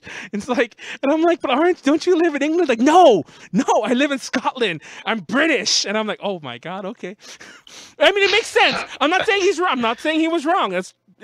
He was totally right. I'm an idiot. But anyway, I don't know why I explained that. Anyway, so yeah, thanks, Manuel. Gary's Scottish, and so I guess I don't want to say he's stupid. I really don't, because I don't think he's. I don't think he's a bad person, no matter what he thinks of me. I don't think he's a bad person, so I don't want to speak ill of the guy, but. The negativity, I'll use that word. I don't want to use like stupidity or anything like that. The negativity definitely exists outside of America, unfortunately. Well, on the topic, I want to apologise to Gary in case he is listening to this. I don't want him to feel like we're picking on him. Yeah, I don't want so, I'm sorry, Gary, if you're listening. I'm really sorry. Yeah, the only reason I brought you up a second time was because I said your name already. Why did I do that? Anyway. I apologize. I also plan to break up the podcast into smaller chunks. I plan to post the whole thing, but I plan to break it up into smaller chunks in the future on YouTube, like throughout the days. Maybe not even because Like highlights.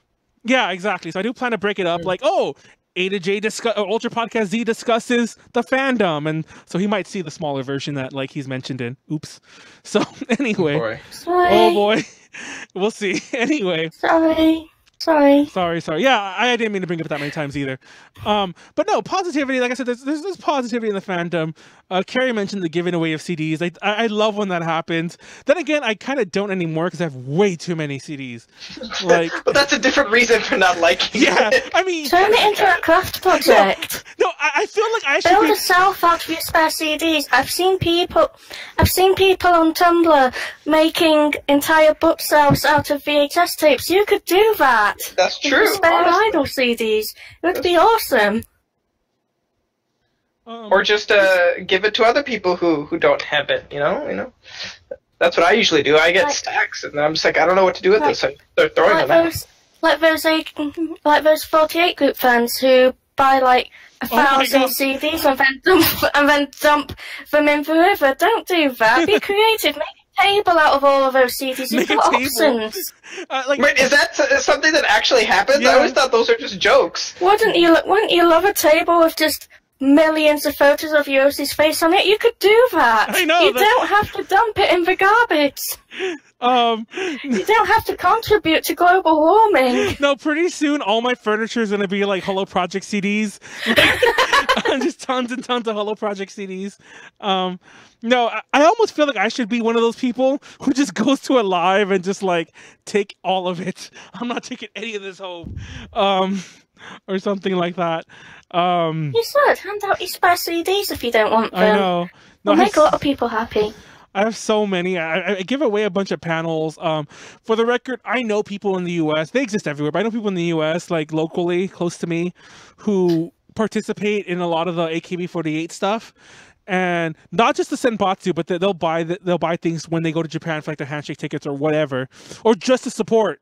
Like, oh my God, so and so got a center, or they're on the single. I'm gonna buy 100 copies of it, and they'll just give them away to us, and I'll just grab handfuls to like give away at panels. But even then, it's like, oh my God, I got 30 copies of their latest album. What do I do with all of them? Like, they'll just take up space. I actually don't have that many of those anymore. I gave them all away. But oh my God, there's some huge comments on the thing. I can't read that right now. But anyway, so yeah, there are positive things to the fandom besides. See, is somebody breaking into your crooked window, Teepu? Because you turned around very sharply. No, I was gonna mention that one of those boxes over there is actually a box of almost one single. So I mean. Oh my God, you're just as bad. Well, you know what to do. Throw it in the lake. Throw it in the lake. With myself, hopefully. Yeah, no. Tie yourself to it, then throw it first, and there you go. That's the way to go. At least make a boat. At least make a boat. At least make a boat out of your CDs. Jeez. Nice. No, and then when the boat sinks, you could blame your Oshi for it, and it'll be great. So just tweet at her as you're drowning. Like, this is your fault. You didn't support me like I supported you. That sounds horrifying.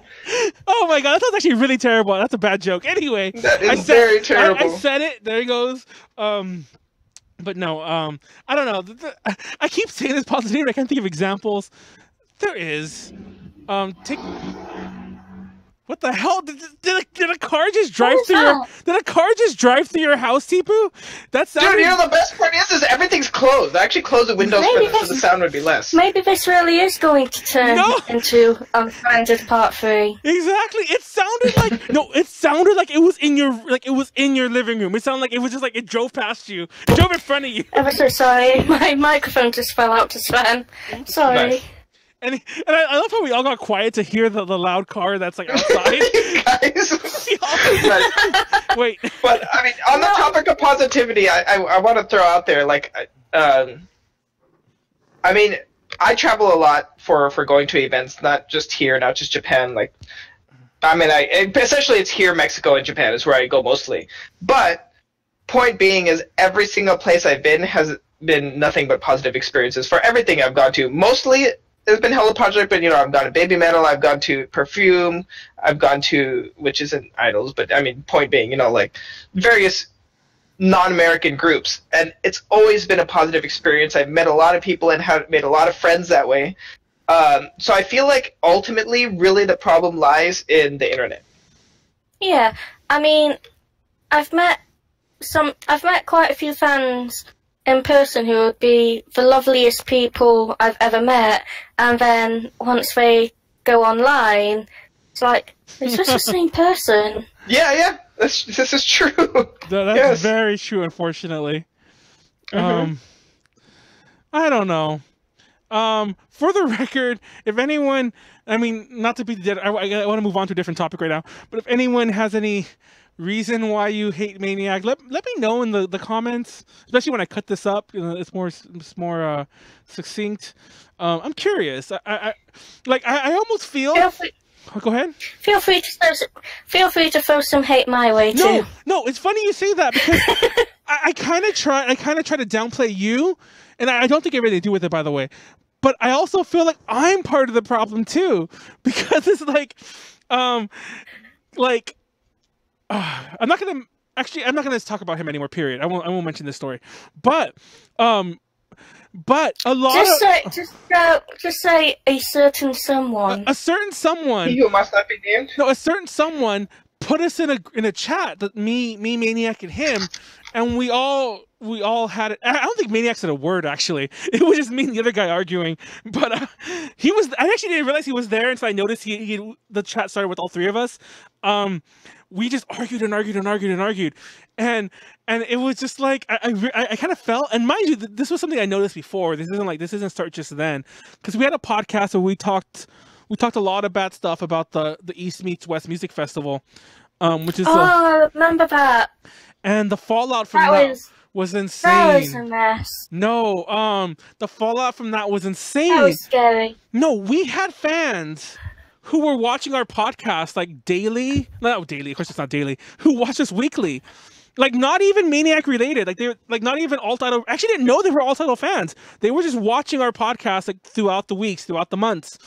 And then when that happened, like, we lost like everybody. I remember the next week, it's like there was nobody. Yeah, there was like nobody watching us anymore. And I'm like, oh my god, like is this what happens when people hate you? I don't know if I like this anymore. Can we go back in time? But then again, that said, I still stand behind everything I said there, and I feel that we were actually too PC because not PC, that's the wrong word. We were too middle of the road on the fence. Like, there was stuff that we wanted to say that we chose not to, because we didn't want to, like, you know, we didn't want to alienate people. But I feel like if we went that soft and we still did it, we might as well should have just said everything. I'm not going to say it now, mainly because I forgot. Not that I don't want to, because I definitely would, because I'm stupid like that. Foot right in my mouth. But yeah, I'm like, oh my god, I couldn't get over that. And this does tie in very nicely into what I'm about the next topic, which isn't a bad topic. It kind of is. But it does tie in. No, it's bad and good depending how you look at it. But if you guys are looking at the notes, you know what the next topic, the last topic actually is. But I don't know. I didn't even know we had notes. Oh, I didn't send you the thing. Oh my god, I just realized. Oh my god, Teepu's just flying on like he thinks. One moment. I think I've got it. Yeah, Teepu was just flying off the cuff. No, there was one time I did it with just Heidi, like just the podcast with just her, and I never gave her the notes. Let me find the link. And somehow she was like following. I'm like, how did you follow along without knowing what we were talking about? She's like, I don't know.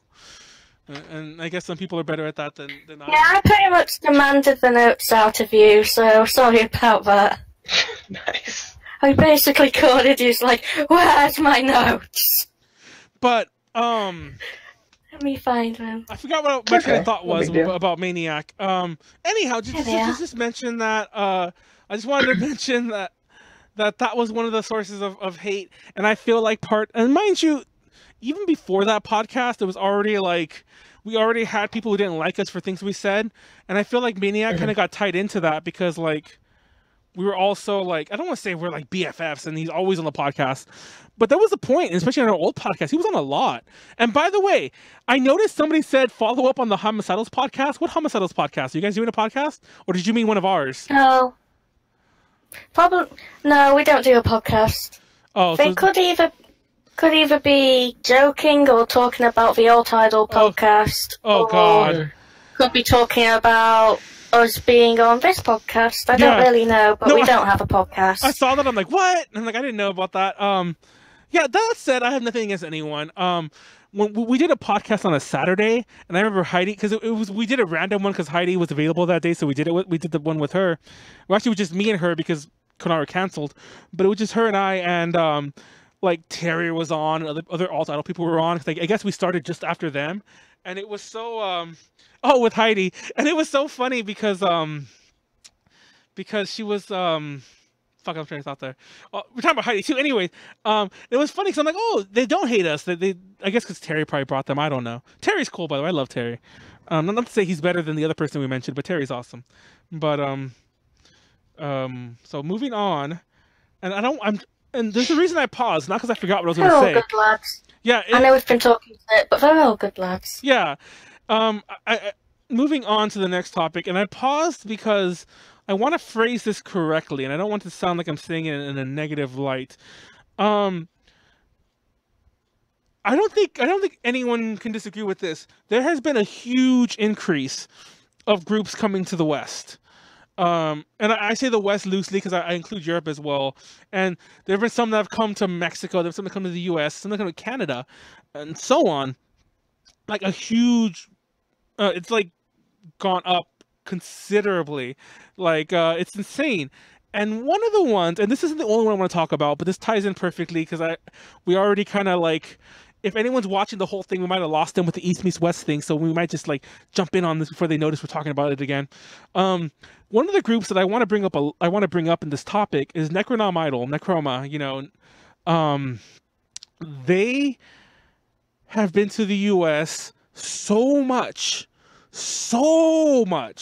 in such a short period of time. I think only a year. And only, like, mind you, I think some of it stemmed from last year, but I mean only 1 year. Actually, no, it was still this year.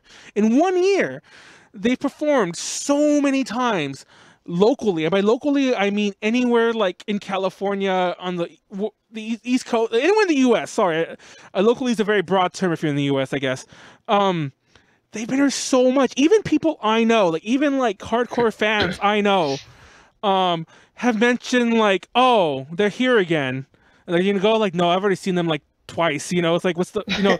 Nice. No, and it's like there is such a thing as burnout, and I do think that they need to spread themselves out a little more in regards to America. Like, I'll tell you this. In case Ricky's watching, just in case like anyone's watching from NECRONOMIDOL. Hi, Ricky. Yeah, some of you might know that there has been some words said back and forth.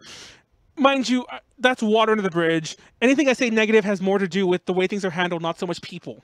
So anyway, he has to know this. I don't know why I'm even mentioning it to him, because like this is marketing 101. This is marketing 101. Like, it almost feels like if they're from Japan, like how special is this if they're coming literally like every other month? It's like, is it special? It's like, no, it really isn't at that point.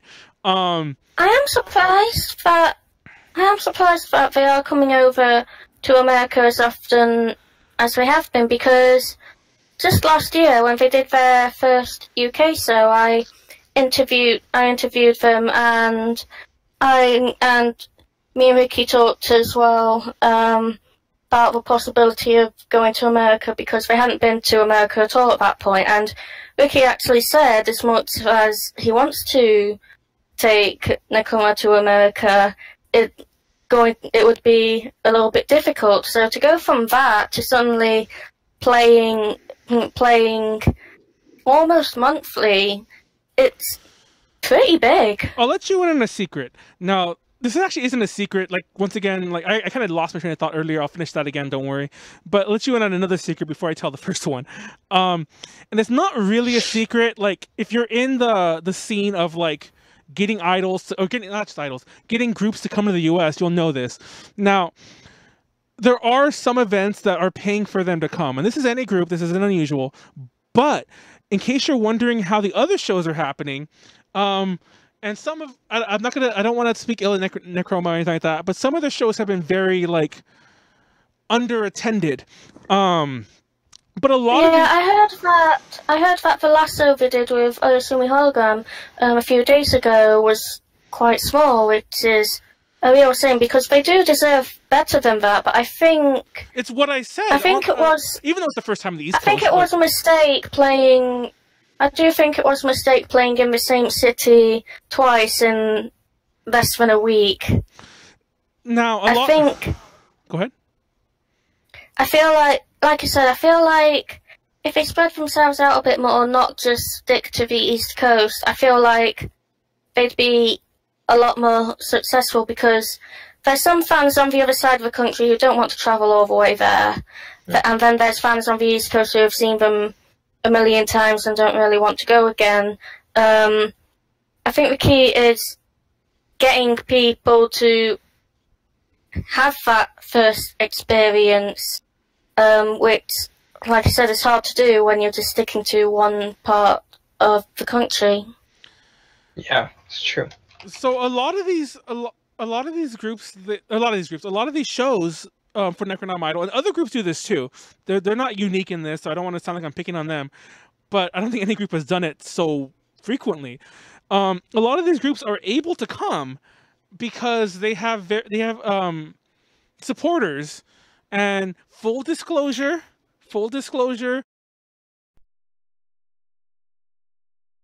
Teepu knows about some of this. Like, not everything. But they have people. Back then, that was. Oh, sorry. Oh. Back then, that was actually one of the main reasons why Ricky said it would be difficult to get NECRONOMIDOL to America, because they would most likely need a sponsor to help them get things set up, and that it would be very difficult to find that with them being an indie group. So, yeah. The problem when you have a thought I'd point that out. Well, yeah. The problem when you have a sponsor like that, though, is a lot of times what it is like, yeah, you have and mind you, an independent sponsor is different than a fan sponsor. And once again, full disclosure, we have used fan sponsors in the past, in case anyone wants to dig up dirt and point that out. Fan sponsors are very different. A fan sponsor will give you money because they might be like a doctor or like a really rich person, or never buys anything, just goes to Japan, whatever. It might be somebody with really deep pockets, or a couple people with really deep pockets who are just willing to pay so they can see a show here. For what? Because I think not so much to them to go to Japan because it's the same price basically, but more so because they're more accessible. It's like you're a part of it. You know, you're helping out. But that doesn't always translate to something being successful, which is what I try to mention when we talked about East Meets West Music Festival earlier this year. That, yeah, if you have a handful of people who are willing to give you thousands of dollars, was your show successful? Or did you happen to just find a handful of really rich fans who are able to like pay off the entire thing? Yeah, if I remember correctly, this recent American tour for Oyasumi Hologram was pretty much all crowdfunded, if I remember correctly. Exactly. Well, Oyasumi Hologram crowdfunded. Yeah, exactly. I don't really like and like we've tossed it around, but for the same reasons, we've never done a crowdfunding thing for it, because I'm like, that doesn't really represent them well. And now to tie back into my very first thing, which I dropped, when you're trying to get, I don't want this to come out the wrong way. When you're trying to get a real sponsor, as in like somebody who doesn't know the group, as in an actual promoter, an actual local promoter, who books shows to sell them and to make money, who doesn't care if the group is something they like or not. When you go to an actual promoter like that, they're not going to care that, oh, well, 5 people gave us a combined total of $10,000 last time. Nobody's going to care about that. They're going to be like, oh, 5 people did? Oh, how many people showed up? Like 20, like whatever. Like, okay, we're not doing it, that kind of thing. But NECRONOMIDOL is so overexposed, unfortunately, because, I'll say this, but I won't say any names. There is like a certain, and I mentioned this to Teepu, there's a certain like cabal of outlets in the U.S. Actually, they're not just in the U.S., but mostly in the U.S. who talk to each other. And mind you, we're one of the smallest. I only joined it because I'm really good friends with some people who are like much bigger than us. There's a little cabal of all these people who do shows, who own outlets, who run outlets and whatnot. And it's been brought up about like how they keep coming, and nobody wants to talk about them because it's like everyone knows that it's just a couple fans with deep pockets. Like this isn't just unknown to like the community at large. Like they're known as that group that just God, I don't want to be so negative on them. Now I feel like we're just bashing them and bashing Gary. God damn it. Why are you bashing everybody? I know, and I actually started this by saying I don't want another Homicidals fight again. That's what I'm saying. I'm like, oh my god, I need to stop. I'm getting very nervous. Yeah, you know what? Actually, I'm gonna finish what I'm saying, and then we'll move on to another group. It's very. I'm sorry again. Yeah, I'm sorry again, Ricky. And mind you, I say this because I'm not a big fan of NECRONOMIDOL. I never was, to be full. Like that's not even a secret. I never hated them, for the record, but I never was a fan. And for the record, we used to cover their shit when they were like really new, when nobody knew of them. We debuted one of their MVs at our panel, like in 20. Remember that you were there, Teepu, at AX. We debuted one of their MVs, like Ricky sent us a package of things to give away, and he sent us the MV before it was released, and it was debuted at AX 2015. So yeah, so we have helped them out in the past, you know. However much that help was, whatever, but so there is a connection there, for the record. Let's look on that, and I'll talk about all this negative shit I said later. But I don't know, I just feel like I almost say this. I almost say this as like I care about them, but I care about the scene as a whole. This kind of stuff doesn't help anyone. Like, you know, this doesn't help the alt idol scene, doesn't help the Chica idol scene. It's like, and if you don't know, I don't know if this is the same in Europe, by the way, Kerrie. Teepu might notice this. There's about 30 to 80 idol fans who go to everything. And I mean everything. Oh yeah, we've got that group of fans as well. And I'm not really one of them just because I'm skint. Oh. If I had the money, I probably would be. But I do know a few people who do go to sort of like, not just idols, but every single Japanese artist that comes to the UK, yeah, exactly. They'll be there. And these people travel. Like, I don't know where they get the money, but there's people like we know from Chicago, people from New York, who come to everything.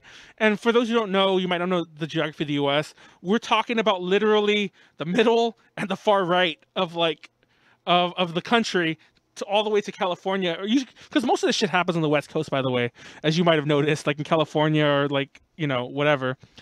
Most of them travel, and it's funny because a lot of these shows, like, it's the same people going to all of them, and it's like, once again, going back to the thing I told you about my friends who are like, I've already seen them. It's like you can't keep coming and expect like the same. And I don't know if they're expecting new people to come, yeah. But as has been proven, like, I don't know, there needs to be a different job in marketing. It all feels wrong, and it feels like I said, it's a bad way to do things. Yeah, like I said, I think the main problem is just they're sticking to one area, and I guess expecting the hardcore fans to keep coming back. But problem is, it's only the hardcore fans that will really exactly.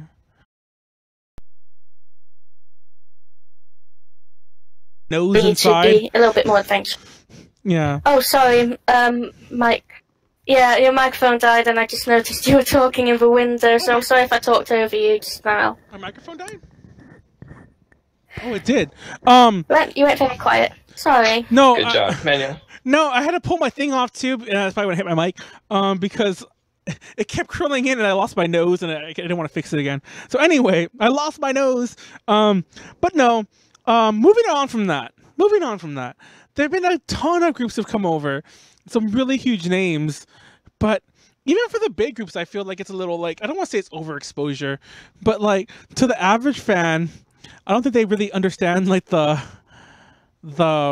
difference in idols.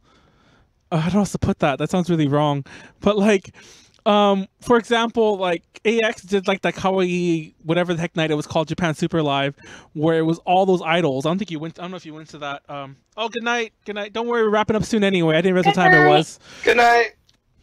But that was Paper Maiden leaving us, by the way. But so yeah, a lot of people were like, "Oh my god, why so many idols?" And they're all the same, but they're not. And I say that as a fan, but I don't know. And there's a huge distinction between anime idols and, of course, like mainstream idols and then the Chica idols. I don't know what I'm saying here, but there's a crap ton of concerts. Not all of them are bad. Teepu got to see Morning Musume. I wish I'd gone to that. Rip. I did see them in New York, though. Lucky. They've never come to the UK, and I'm jealous. Oh, they haven't. They you didn't see no, them. Juice, as far as I know, are the only Hello Project act that has come to the UK so far, and I'm gutted. Rip. I think Barry's has too. Really? Berries have been to Europe, but they haven't been to the UK. Yeah, because I think they've been to like I know Morning Musume's been to France or whatever that. I don't know. Yeah, Berries have been to France. No, I saw Juice over in Hong Kong. That's racist. I saw them in Taiwan. Nice, Manuel. That's racist. I called myself out on that. Oh my god. But no, I saw them in Taiwan last year. Fun fact: we interviewed. ATJ is cancelled. Yeah. Fun fact: we interviewed them. Oh my god. Hashtag ATJ is over party. I'm actually gonna start wrapping it. I'm gonna start wrapping it up, but no. I'll talk about a little story. We did a podcast where we talked about Peen, that group P with all the dashes and N. They did a song that was written by Watanabe and what's the other guy's name who writes all the shit? They've done quite a few. Well, they've done a lot. Yeah. But yeah, they've done a lot of songs that have been written by them. But one of the songs sounded like a really good like take on orchestra, but it wasn't orchestra. I actually really liked that song, but it was me, Tiffany, and Heidi. I think it was just the three of us. I don't know who else was on it. And me and Tiffany, we kept saying how there was like we were like, oh, the four girls in the group, the four girls. And then we saw the group and there's six. And we're like, oh my God, there's so many. We just thought they all looked alike, so there's only four. And like, that was racist. So everyone go dig. So everyone go dig that up. Dig this up. Hashtag ATJ over party on Twitter. I'll see you there.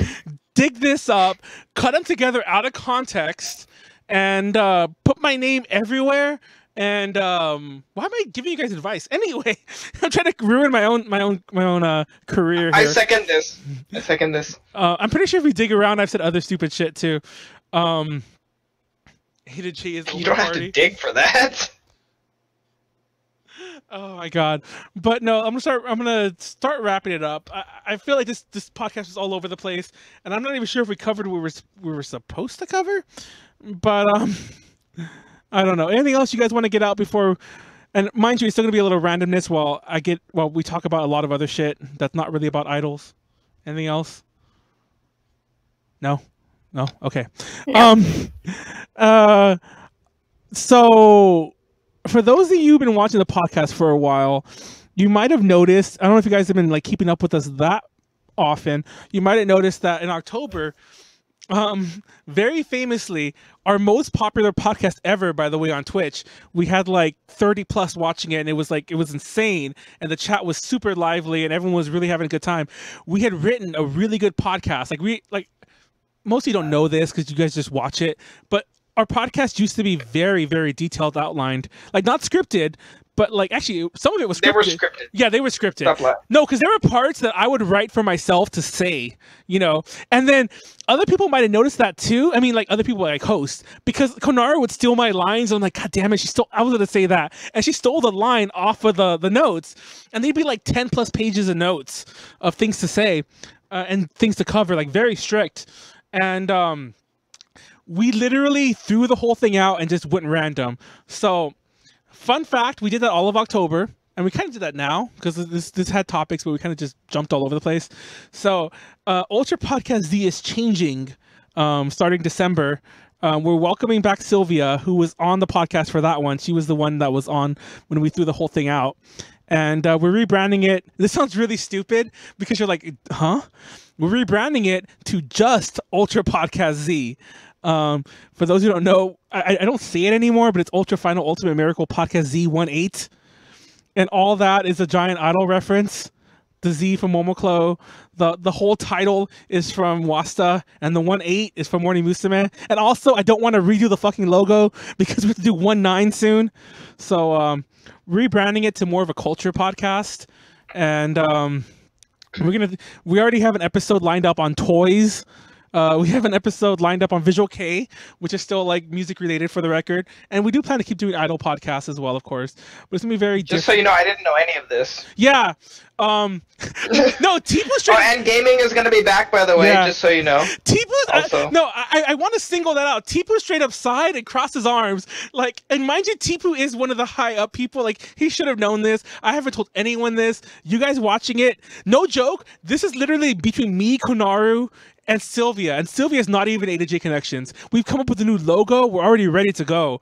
Like, that's how far along this is. And I love how, like, no one in A to J knows this, and Teepu probably hates me right now. Teepu's gonna, like, fire me in the chat. But no, we're rebranding it to just Ultra Podcast Z, and we're gonna make it more culture related. It'll still be fun. I hope you guys keep watching. I think that if we talk about this movies and anime and other stuff that I'm gonna have bad opinions on and people will hate me for, you might as well get the whole world to hate me. All fandoms unite to hate Manuel.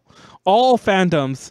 And also, to be more honest, it opens us up to hosts, because one of the reasons it was so hard to find a host tonight is because, like, I had to find somebody who knew idols. It was so hard. And even Teepu, unfortunately, because we talked mostly alt tonight, Teepu didn't know that much about it either. So it's like, even that was, it was so, well. It was so hard. But, anyway. Nice, don't!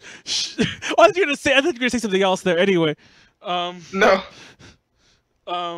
What is this? Teepu was... No, you did really well considering you don't know that much about alt idols, so...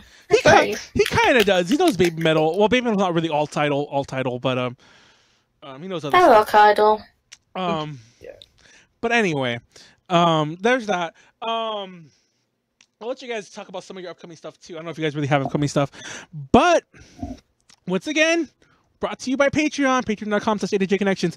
Our interview. Thank you, patrons. Yes, shout out to Ed and Kenneth. I don't know if Ed's still with us in the chat. We have an interview with Shibuya Kaho already up. She's an ex-JV actress. We interviewed her at HentaiCon. It's a really fun interview. I don't know if we were fully on topic half the time, but it was fun. And well, that's half the fun, honestly. Let's be real. Yeah, there's a lot of. I don't want to be lewd here, but I mean, she talked about it too. But there's a lot of cleavage and boobs on display. So if that's your cup of tea, you could watch it for that as well. You know.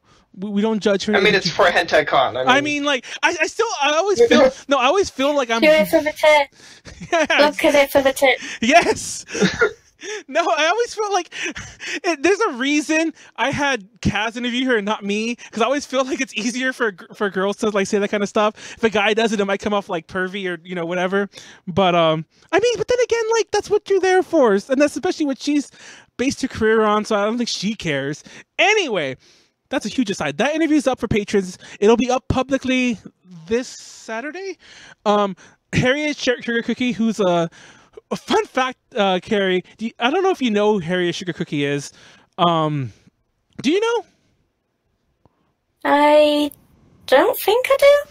I mean, I don't think you would, to be honest. She's like she is a porn star, but she has a thing called sugarcookie.com, which is like a men's lifestyle thing. And it's like a new version of Playboy, like a very millennial, for lack of a better way to describe it, a very millennial-friendly version of Playboy, which is awesome. But she still does porn, which is awesome too.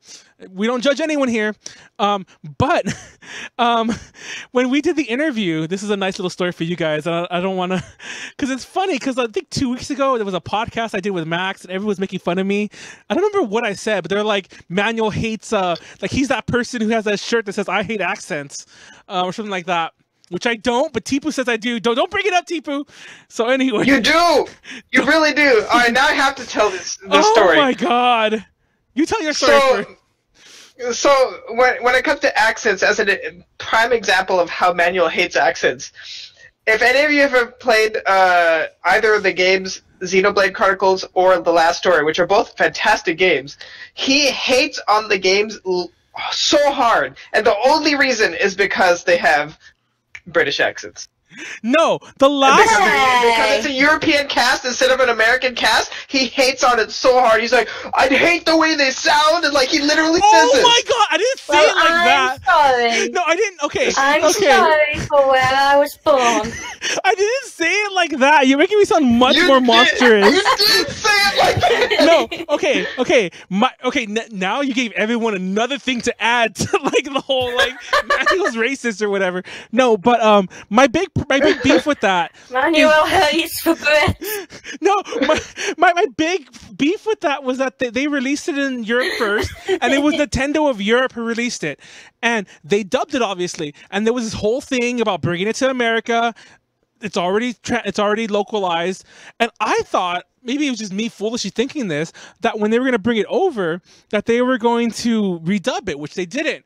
Now, I told you this, Teepu. There's only one character I actually don't like out of all of it, because I think I told you I played Xenoblade Chronicles recently on the 3DS, and I didn't care this time around. It's actually what I still find funny is like I don't know what these regional accents are. Is it brownface?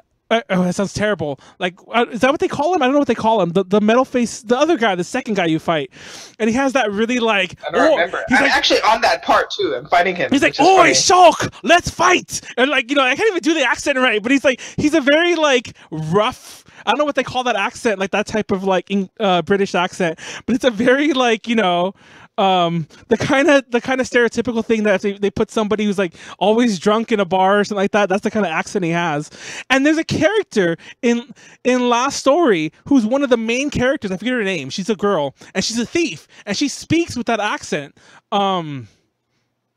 It's a Cockney accent. Isn't that what you call it? Is that a defensive term? I don't know. I don't know these terms in British. Kerrie.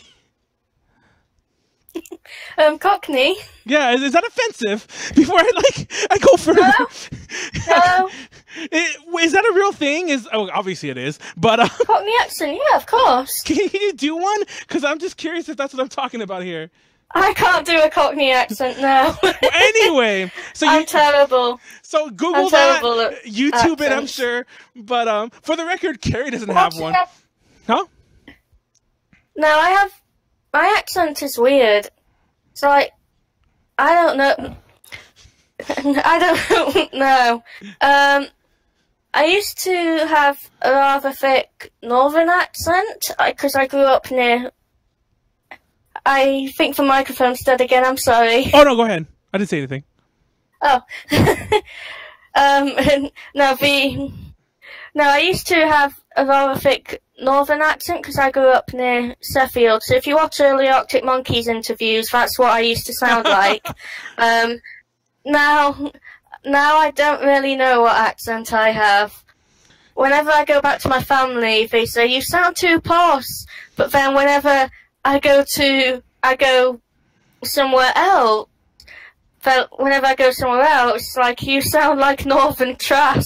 Oh so my I God. don't know. They tell you that? Really? That's terrible. No, well, it's funny. One time though, when I went to London, I went to London with some friends. I think I was in college, and I was with my friend. And bear in mind, a Northern English accent sounds nothing like a Cockney accent, but. We were in the toilets at the time. We were at some shopping centre, and we just opened, and we were having a conversation, and we just overheard some London lady just going, "Oh my God, there's Cockneys in the bathroom." Oh my God! Jeez. That's so terrible. Oh my God! See, people hate accents even there. Oh my God! No, it's funny. Wait, no, it wasn't Cockney. It was Geordie. They thought we were Geordie. My God. No, I love how there's so much accent variation in a region that Geordies in the bathroom. Like, I don't know. I just feel like, but then again, accents are relative. Everyone's like I say that like, oh, it's such a so regional accent, but everyone always tells me like, oh, you have an LA accent, and I do. And then again, there's the Valley accent, so I guess like no, that exists here too. I'm gonna shut up now. But going back to why I brought this up, so we're interviewing Harry Sugar Cookie, and she has a British accent. And I was curious, and we did the interview. I'm only mentioning this because it sounds weird why I brought it up. So we were going to do the interview. We sat down to do it in the hotel, and the hotel made us move because they were very like weird about the hentai people around. So like you have to do it in the convention center. So we're like, fuck. So we got up, we started walking. But like it was really awkward because nobody was talking. Like it was me and Kaz and her manager person, and none of us were talking. So I was just like chit-chatting with her a little, and then we were walking together and Kaz was walking with him. So I was like, oh, God. So we just chit-chatting a little, and at one point I asked like, oh, it's like where's your accent from? I think it's the way I phrased it too, but like where's your accent from? Because I've always been told that asking someone where they're from is very and obviously, and also because she's Asian, but she has a British accent. I felt like asking that was a loaded question, like, where are you from? So I asked where her accent's from. And she got so offended. And I wasn't expecting that. She got offended anyway. And she's all like, I don't think I have an accent. You have an accent. And I'm like, oh my God. I'm like, well, we all have accents. It's like, it's relative. And I was like, I was trying to save the situation. I don't know if she was joking or not, because she did eventually tell me. And she's all like, actually, like, I didn't know this, by the way. So if any of you are fans of hers and who like her, or like any of her videos, obviously, even the non-porn stuff, she does do like vlog type things. If you're a fan of hers, the voice she does like publicly, and she did it for her interview too, it's still a British accent, but that's apparently fake. Because she let it drop, because she was showing me, she's like, actually I have a very northern English accent, which I actually didn't know existed, and I found it so funny that you brought it up earlier right now, Kerrie.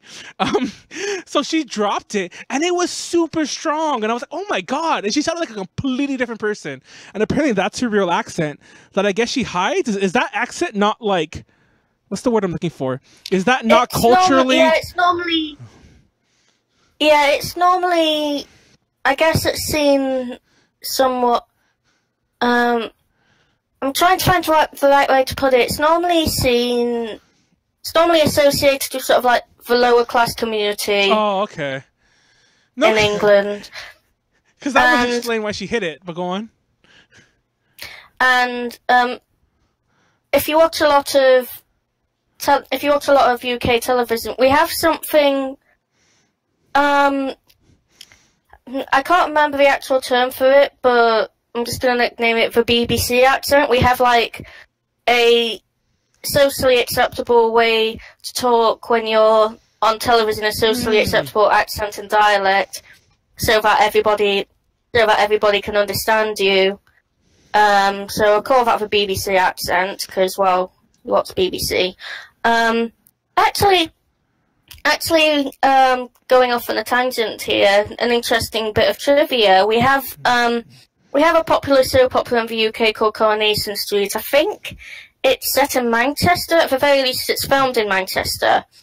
But this has been going on for about 50, 60 years now. But when it first aired on TV, it garnered a lot of controversy just because it had people speaking in their regional accents, and people were like, "This shouldn't be allowed on TV." Oh my God! So, jeez, really? No, that's intense. Racist. I mean, it's like it's people who aren't speaking in the Queen's English. This should be banned, but obviously, 60 years later, no one really cares. For the record, there is a certain accent. I don't know if you're familiar with this or not, but there is I'm sure you've heard about this, Teepu. There's like people in the news go to school like somewhere in the Midwest to like learn how to speak like standard American English. You know, like the accent. They learn. I forget where it's at. It's a random ass place, like somewhere like basically in like what we would consider like the country. Somewhere like, you know, like, yeah, it's like Indiana or somewhere, which isn't really that country, but it's still like, it's close enough. It's still Bible Belt here, Midwest. But oh my God. Anyway, it was just, It's a fun interview. If you guys watch it, keep in mind I offended her just minutes before that. So, You offend everybody. Why do you always do this? And it was hilarious because, like, literally days before, people were giving me that crap about the accent, and I mentioned in the chat, like, oh my god, I offended her. And Kaz didn't hear any of this, by the way, because, like, she was kind of like, there was a pretty big distance between us. So she didn't hear any of it, but I actually accidentally filmed it because one of the cameras, I didn't turn it off, I guess. Yeah, and I just carried it like this. Oh, no. Like you can't see us because the camera's like pointing to the sky or something, but you can hear our conversation and you can hear it, like, it's so awkward. I'm like, oh my god, it's embarrassing. So I kept it forever now, and I mentioned in the chat, and of course Teepu brought up, like, you do hate accents, you racist. And like, he brings up that story. He brings up that story that he'll never forget. No, fun fact, and this is full disclosure. I don't know why I'm saying full disclosure. No, nobody would know this unless I told you. I have a hacked Wii, and I actually hacked it, so I undubbed it and put in the English voice acting back into Last Story, so I could play that without the British accents, and I never finished it still. But now that's racist. That's racist. I'd rather hear Japanese than. Oh, that is pretty racist. Why did I say that? God damn, I'm like digging this hole. Is Why do you hate British people? Oh my god. Yeah, why do you, Manuel? See, I love how I could have easily ended this podcast like 15 minutes ago, and I decided to tell this accent story, and here it is blowing up in my face. Here it is blowing up in my face. But yeah, me. So, Interview with Morning Musume 1-8, or some members thereof, will be up soon. Oh, by soon, I mean relatively. I don't know exactly when. Of course, it'll be up early for patrons. Everything is up early for people. By the way, I didn't mention the Patreon that much. Shout out to them. Of course, we did shout out to them. But I do plan to revamp that with the whole rebranding, and it's going to, like, I'm going to redo a different chat with, like, our podcast peoples who are far more active on Discord, unlike A to J people. I mean, some of them are still A to J, but I mean, like, some of the other people. So it should be more interactive. If you want to, like, join on the $1 tier, you can be a part of our podcast Discord, and we do have other stupid tiers like Manuel Get Your Name Wrong, and like Konaru, like draws your face, or I forget what they all are. We have other Manuel Gets Your Name Wrong. Yeah. Why do I not know about this? Exactly, Teepu knows nothing about this. And to be fair, I did mention that. I didn't say what the tiers were, but I did mention we were coming up with joke tiers. Joke tiers. Nice. But I have not forgotten. Part of it is laziness, but I have not forgotten. Not laziness. That's too strong. That implies I'm not doing anything. But part of it is just distractions. I told Teepu I had to hide my Switch because I was playing too many games instead of like working on A to J shit. But too many games. There's one game in specific. Breath of the Wild. Oh my god, I've been putting like hundreds of hours in Breath of the Wild, and like I found the game again. Like I borrowed a friend's copy. That's how bad. I'm like a drug addict. I had borrowed a friend's copy at his house, and I started playing it. And I'm like, oh my god, I have a problem. That's when I realized I had a problem. But so anyway, that was really loud too. What was that? I know, another car like driving through his fucking living room. Honestly, I'm surprised that I haven't been interrupted like that so far. I live on a street where you often have neighbours partying until 5 in the morning, fighting in the street, so I'm quite surprised it's been pretty quiet tonight. Normally, you just get all sorts of yelling at this hour. That sounds like fun. I wanna join you. I hate it. Sounds great. Just start yelling at people? Huh? Do you want to swap places? If it means I can yell at people every night, yes. Actually, that sounds great. Better than cars driving through my living room every night. Oh See, I prefer cars to voices. So I think we've got a good thing here. All right, let's do this. It's settled. AJ official. God. So, I think we got some nonsense going on in the chat. Let me just take care of that. But oh my god, I did the wrong thing. What was I saying? So, we will be at SAC Anime. I mentioned that Vegas Con. I still don't know if I'm gonna go because like now I have things I gotta do Friday. But we will be at SAC Anime. We will be at ALA. I just got notice that all of our panels are approved, so we'll be all over the place there. So yeah, we will be guests there again. I don't know who's going to be there. That's a whole other story. But anyway, the next episode will be on November 20th. By the way, you guys anything upcoming you want to mention? I don't know. You guys are really, I don't think either of you are too active in the scene to like have news. Not really, no. I guess, if anything, if you're advertising your Patreon, I have a coffee and I also have yes, you do. a Redbubble. I have a coffee and I have a Redbubble where I post my art available for t-shirts and stuff. So if you've got a spare bit of money, and you can either donate to my coffee or buy something from Redbubble, and there we go. There's my shameless self-promotion right there. Yeah, I want to start a coffee soon as well. Like, not for me, like pay Manuel, but A to J in general. For the record, I am no longer the owner of AJ Connections, and the money from the Patreon technically doesn't go to me. Well, even though it did until very recently, it goes into a separate thing. So yeah, go ahead. Oh, and Homicidals has a Patreon as well. That's not run by me, that's run by Maniac, so yeah. there's some, like, money things. You have links to all this nonsense. All of our e-begging, please give us money, we're poor. But no, I also it's true. That is very true. But no, in all seriousness, I'm pretty sure I speak for Kerrie and even Maniac as well. Like, if you can't, I understand. We all understand. Just keep watching. If you can't, just send some kind words. Yeah, exactly. That honestly, I lose my shit when people leave us comments. If they're bad, that makes me really sad. But if they're good, I lose my shit. Teepu knows this. I will post every single comment we get into the chat, and like, even if it's remember that thing I got so excited about. Like, somebody commented on my article like from like 2 years ago. And on the site, actually, not even on the podcast. And like, I'm like, my degree's paying off. I meant that as a joke. And then, what did you get? Like, Manuel can't even read. I think that was you. And I'm like, God damn it, kill my fun. I was having a good time. But anyway. Nice. Anyway, next episode will be on the 20th. That might actually be our last episode in this format. I want to do one more recorded one, probably with Heidi, because their schedule is like the most, like, it might be a random ass day. And then I said we come back in December. But Tiffany should be on that one. She said she'd be fine, but hopefully she's not dead. Tiffany is still replacing Konaru. I don't know who the co-host will be. We didn't actually line one up yet. I keep trying to get Max on, but I have a feeling she just is not going to be on. I have a feeling she's giving me that sounds racist. I'm not going to say what I was going to say. I have a feeling she's giving me, like, you know, she doesn't want to tell me no. So I think I should stop bothering her about the podcast. But anyway, yeah, we have all the crazy news for the podcast, and I gave it all away already. Well.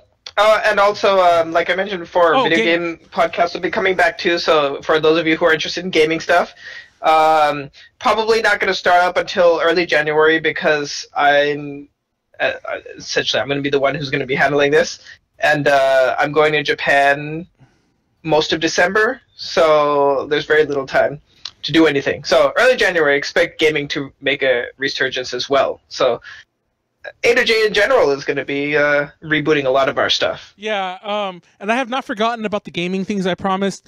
Part of that is because I want to, like, people keep saying they want to do it with us, or by us, I mean mainly me, but like with A to J, I mean us, like outside people, and it just, partnerships like that, just, I almost feel like we shouldn't do it, but I want to, and it's still coming, like us playing Group Sims 4 or Group Tabletop Simulator or nonsense like that on Twitch.